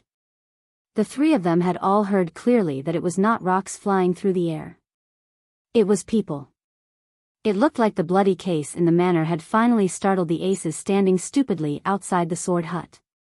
The Northern Qi Emperor had come to Dongyi with Lang Tiao and Friar He, 2 9th-level aces. As for whether or not the Tianyi Dao sect had any hidden aces hiding in the dark to protect them, no one knew. Since the day before, all of the disciples of the sword hut had returned from their respective cultivation places and stood guard in front of the sword hut, silently waiting for their teacher's edict. Adding the two sides together, there were a dozen 9th-level aces. Thinking about it, there were only 2 9th-level aces in the entire Qing kingdom. One couldn't help but feel a glimmer of surprise and envy at Dongyi's uniqueness. With so many aces breaking through the air and arriving, the aura was indeed shocking. The wind blew. Yunjilan and Lang Tiao led everyone and swept onto the blood-covered ground. The two of them furrowed their brows and unconsciously looked at their feet. They then saw the scene in the manor clearly. At the same time, they found the person they cared about the most. Lang Tiao saw the emperor and found that the emperor seemed to be fine, only his face was slightly pale. He couldn't help but be overjoyed. Leading his subordinates, he surrounded the little emperor to ensure his safety. At the same time, he turned a wary gaze toward Fan Xian. On the other side, Yunjilan saw the heavily injured Sigurd sitting at the bottom of the stone steps. His expression changed dramatically in shock. He quickly rushed over. Without a word, his knees hit the ground with a bang and he knelt down. This first disciple of the sword hut was unable to hide the strange expression on his face. He didn't care how his teacher would punish him afterward. Since he dared to go against his teacher's intentions and secretly make a deal with the Northern Qi people, his sword heart had long been prepared. Looking at the wretched scene in the manor of the master of the city, the dead master of the city, and the aces in the manor, he knew who had done this. Since his teacher had personally taken action, it showed his attitude. What shocked Yunjilan was that his teacher had been injured so heavily. All of the disciples of the sword hut knelt by Sigurd's side. They looked at their teacher's injuries with shock and anger. In these people's hearts, the only people in this world who could compare to their teacher were the great grandmasters. Even though their teacher had been injured for 3 years, the only people who could harm him were the Qing emperor and the missing Yi Luyan. A disciple of the sword hut began to help bandage Sigurd's injuries with trembling hands. In his heart, his teacher was a godlike figure, particularly when it came to the sword. He was the foremost figure in the world. Now, he had been stabbed twice in the chest. Who had done this? The door to the back of the manor moved slightly. The second disciple of the sword hut walked in, supporting 13th Wang. They saw the scene in front of them and couldn't help but be shocked. 13th Wang, in particular, was still poisoned. Last night, he had forcefully raised his realm and held a willow tree to stop everyone and help Fan Xian enter the sword hut. He was completely exhausted. If it weren't for his second disciple supporting him, he probably wouldn't have made it to the manor in time. Last night, the atmosphere inside the sword hut was harmonious. Outside the sword hut, swords were drawn.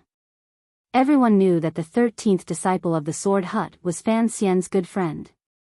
Fan Xian had taken the northern Qi emperor hostage and charged into the sacred and inviolable sword hut. Thus, everyone's enmity was directed at 13th Wang. If it weren't for the second disciple of the sword hut coldly protecting him, Yun Zhilan would not have allowed Lang Tiao and the others to attack for the sake of his teacher's dignity. 13th Wang would probably be lying in bed. Of course, the reason 13th Wang was able to maintain his safety under the encirclement of so many aces was because of that leaf and that branch. The sword saint in the sword hut had already expressed his attitude. The disciples of the sword hut who had already leaned toward Yun Zhilan's side could only maintain their neutrality. 13th Wang knelt by Sigajian's side. His lips trembled slightly. He couldn't say anything. After he entered the manor, he hadn't glanced at Fan Xian because his emotions were complicated. All of this had been ordered by his teacher. He had helped Fan Xian enter the sword hut. He had thought that his teacher and Sir Fan Jr. would have a harmonious conversation.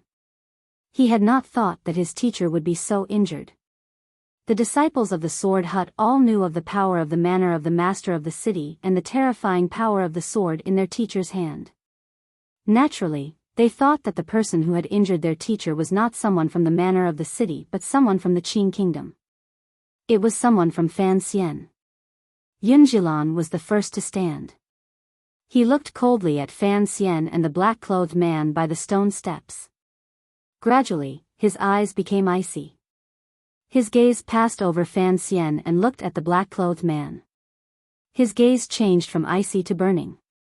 He knew the black-clothed man. It could even be said that he was very familiar with him. 4 years ago, by the Hangzhou Lake in the Qing Kingdom's Jiangnan, this black-clothed man had risen from the lake and stabbed him with a sword on the side of a small boat.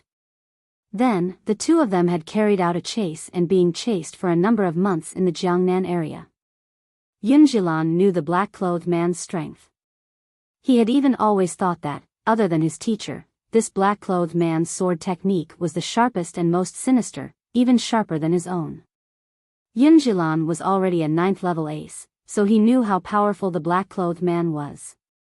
He didn't need to think too much to know that the only person present who could injure his teacher with a sword was that black-clothed man.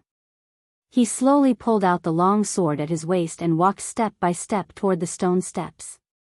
The distance between each step was fixed, no more, no less, exactly 2 feet. The sword in his hand was 3 feet. The distance between him and the shadow was 30 feet. The legendary true master of the 6th Bureau of the Overwatch Council, Sir Shadow. As Yun Zhilan walked, he coldly said, "This is the first time I've seen your true face." Yun Zhilan took 5 steps closer and closer to the stone steps. The sword intent on his body grew thicker and his murderous intent grew stronger. Regardless of what difference this first disciple of the sword hut thought of the future of Dongyi and his teacher, when foreign enemies attacked and the Qing people dared to injure his teacher, Yun Zhilan's chest was filled with murderous intent. He had to kill the other party under his sword. If the other party had been in perfect condition, Yun Zhilan would not have had much confidence. However, he knew that even if the black-clothed man had taken advantage of the situation when his master was not paying attention to kill him and stabbed his master twice, the other party must have paid a great price for this. The disciples of the sword hut were deeply influenced by Siga Jian's intentions. They did not care about using strength to bully the weak. Under the large tree, the northern Qi emperor watched this scene with a pale face. She didn't know if the sword hut and the Qing kingdom would come to blows or how Fan Xian would deal with these matters. In her opinion, even if Siga Jian wanted to reach an agreement with the Qing kingdom, given this great grandmaster's bloodthirsty nature, he would not allow the black-clothed man, whom Yun Zhilan called the head of the 6th Bureau of the Overwatch Council, to leave alive. Suddenly, the little emperor seemed to think of something. She thought of the words Siga Jian had mentioned earlier. Her eyes lit up. A glimmer of red appeared on her pale face. Fan Xian was half kneeling by the shadow's side, helping him tend to the wounds on his body. The countless bloody cuts made by the sword chi were still seeping blood. Fortunately, the Overwatch Council's robes had some effect. The wounds were not deep and did not need any special treatment.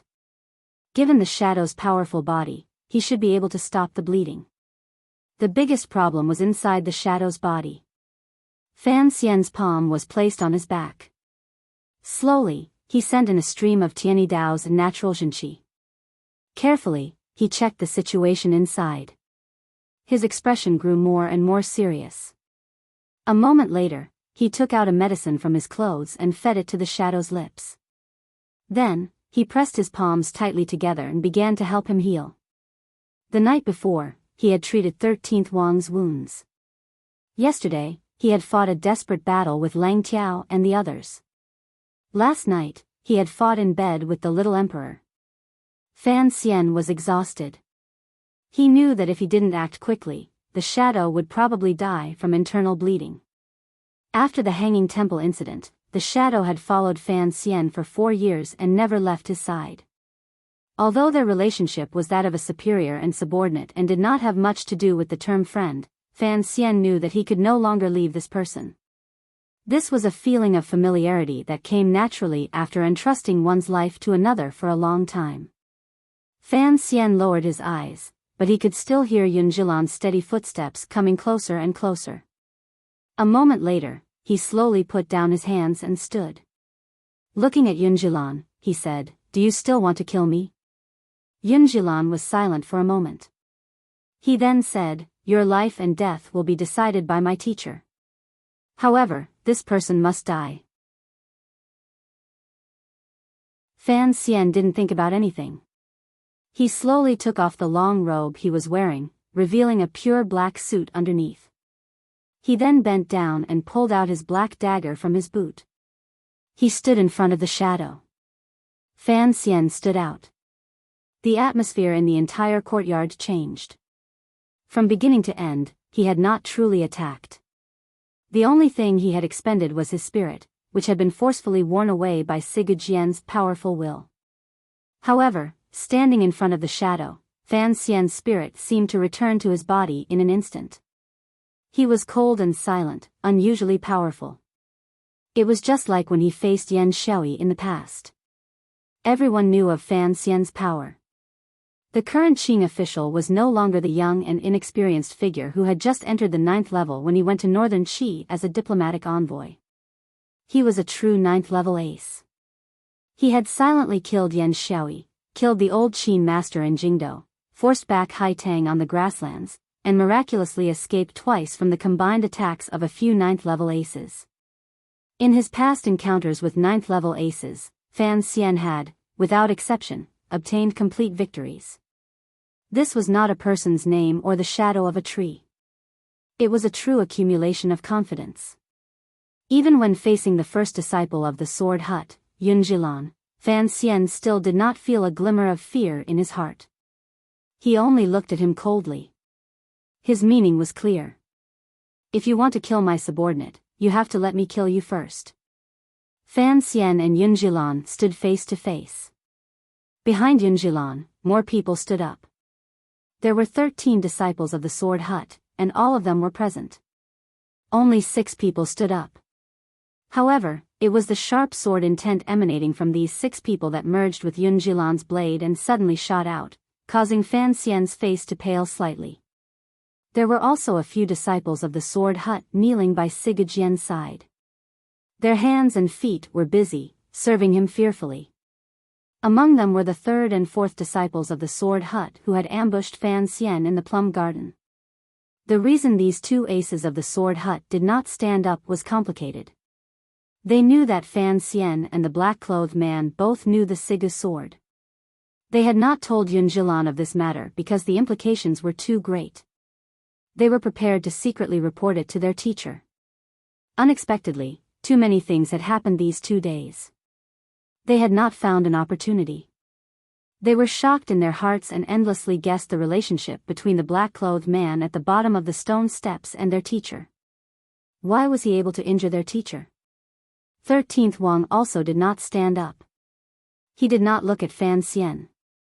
His heart was a mess. He didn't understand what had happened. He only faintly guessed a secret, but he could not speak of it. Yunjilan did not know any of this. The cold-blooded assassination between him and the shadow in Jiangnan was often only a matter of an instant. At that time, the shadow had held back and had not demonstrated his ultimate skill. He only looked at Fan Xian and tightened his grip on the sword in his hand. Under the large tree, Sir Lang Tiao, who had his head down the entire time, suddenly tightened his pinky. The metal chain around his wrist suddenly tightened. Just at this moment, a slightly cold hand was placed on Lang Tiao's wrist, stopping him from attacking. Lang Tiao furrowed his brows slightly and looked at the emperor who had stopped him. He didn't understand why. He thought that this was a rare opportunity for the Qi kingdom. The Qin kingdom and Sigurd were about to reach an agreement. Now, it was the Qin kingdom who had injured Sigurd. If he helped Yunjilan capture or kill Fan Xian and then killed the black-clothed man who had injured Sigurd, the relationship between Dongyi and the Qin kingdom would completely break. As a warrior, Lang Tiao was indeed curious as to who that black-clothed man was.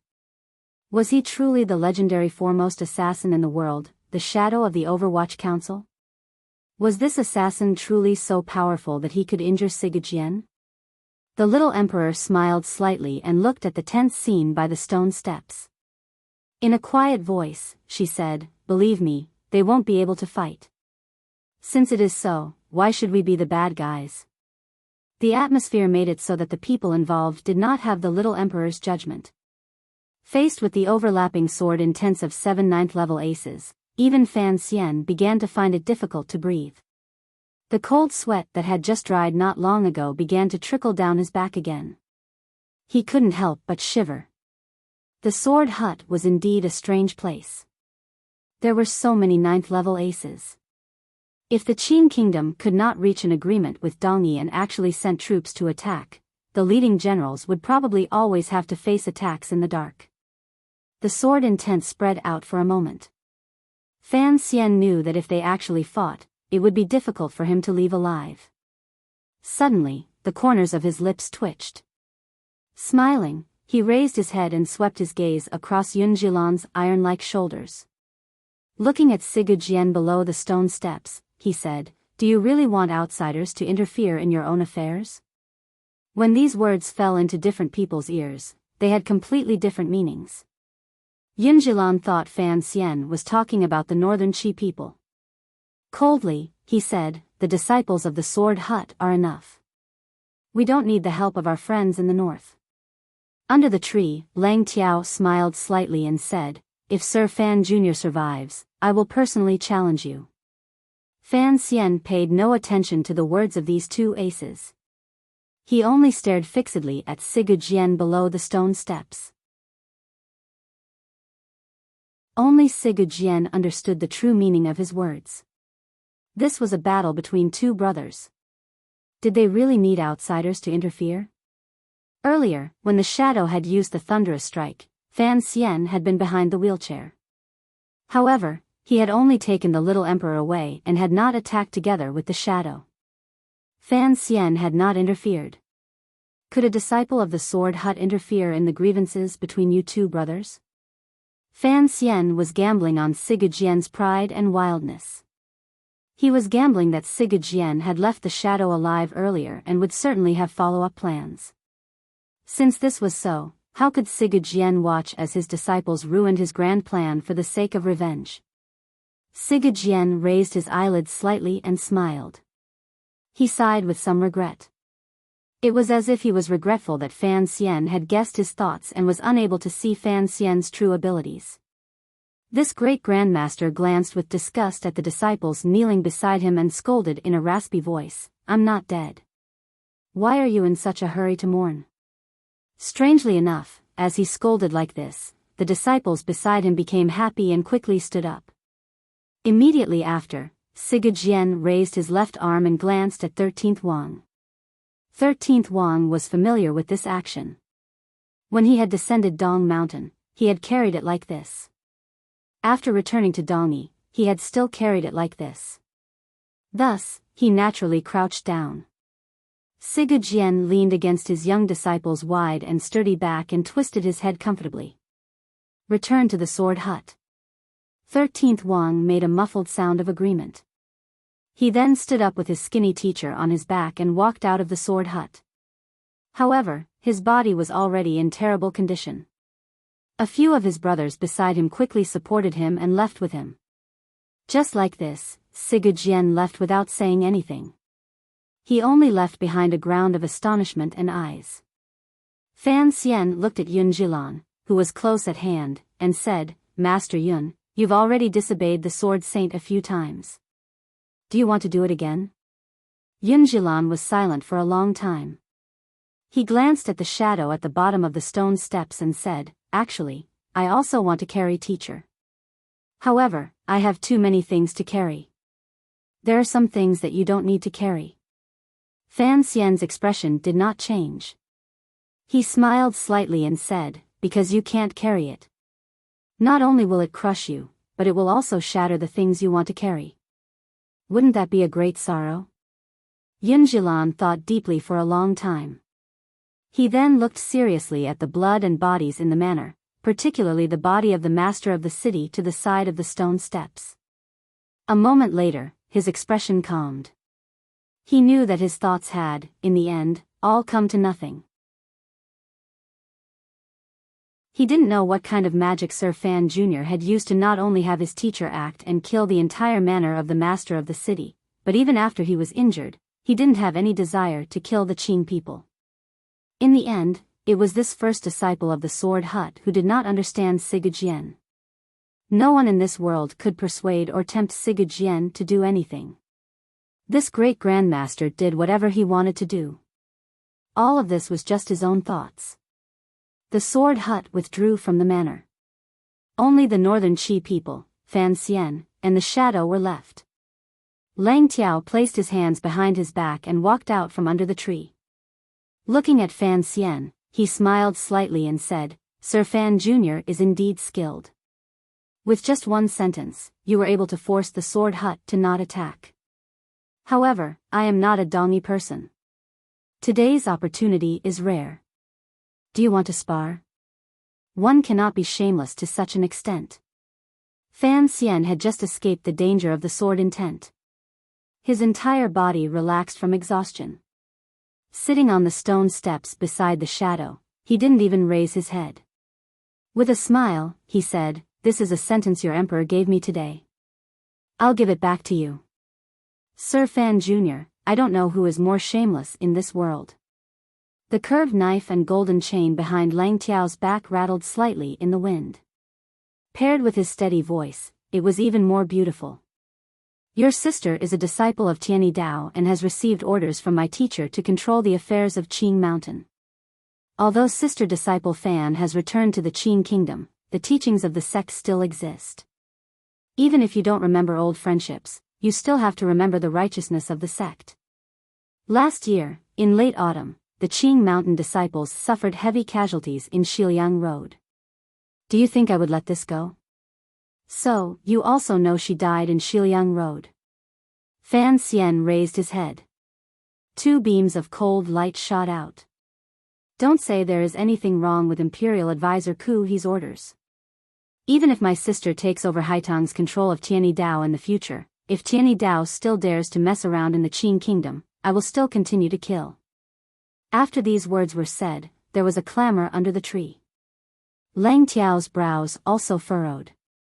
He didn't know how Fan Xian could still be so unyielding under such urgent circumstances. Although the disciples of the sword hut had left, the northern Qi aces were still there. Even if Sigurd was hindered by something and didn't want to kill Fan Xian or the black-clothed ace, when the northern Qi people attacked, they would not have any psychological barriers. This first disciple of Tianyi Dao did not know what had happened last night. How could he know that Fan Xian looked at these northern Qi aces as if they were his own subordinates? Your emperor is already one of my people. Are you still far from becoming one of my people? Under the tree, the little emperor smiled and said, Our northern Qi is famous for its literature. Of course, we will not bully the weak with numbers.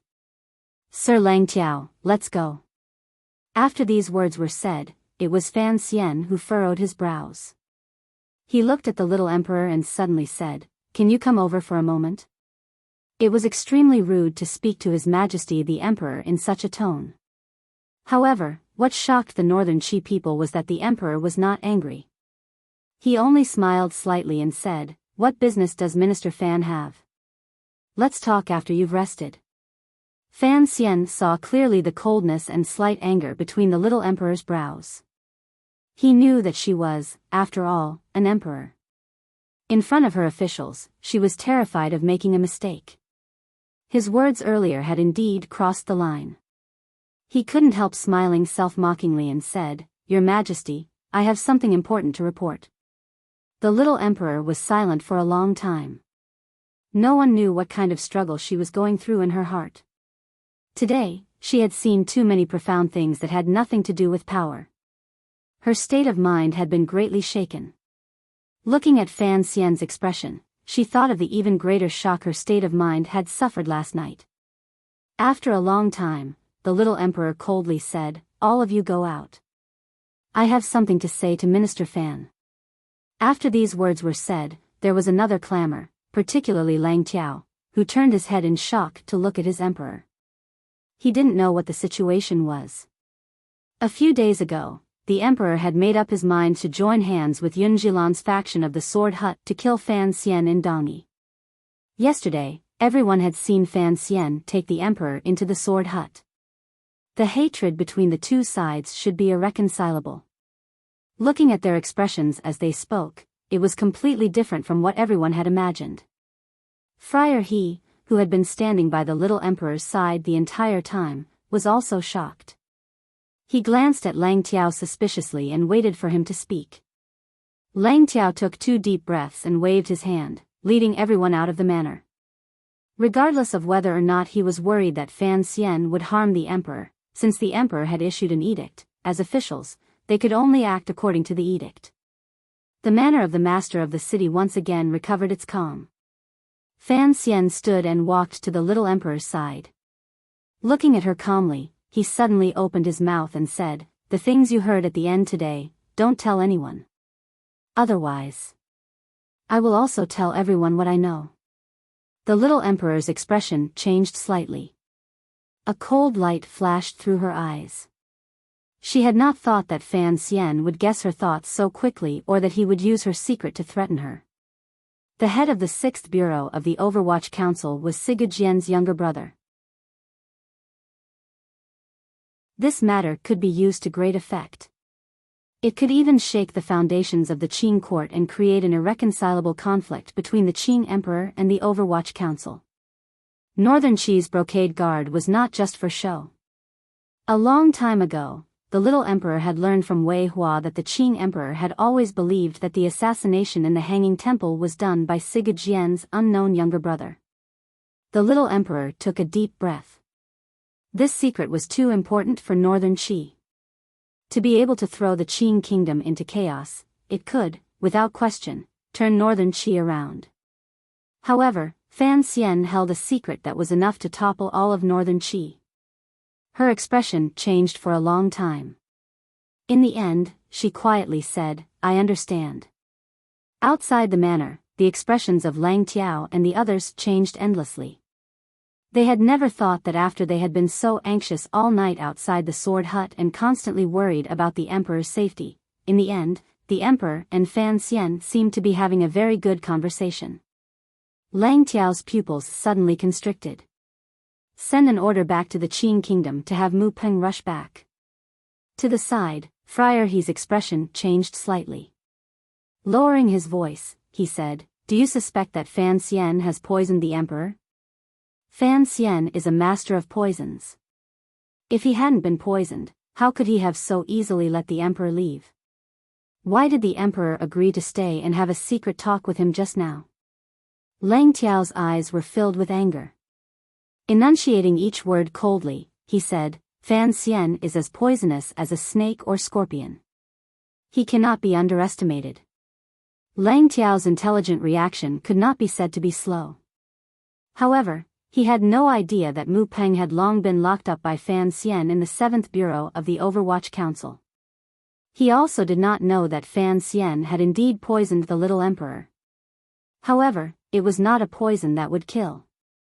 Instead, it was a poison in the heart that had no antidote. You're tuning into the Dreamy Chapters YouTube channel. We're so grateful for your support, and don't forget to subscribe to join us on this incredible journey through captivating stories. Your generosity through donations truly makes a world of difference, as it's the primary source of revenue that allows me to expand and enhance this channel for you. Thank you from the bottom of my heart for being a part of this adventure.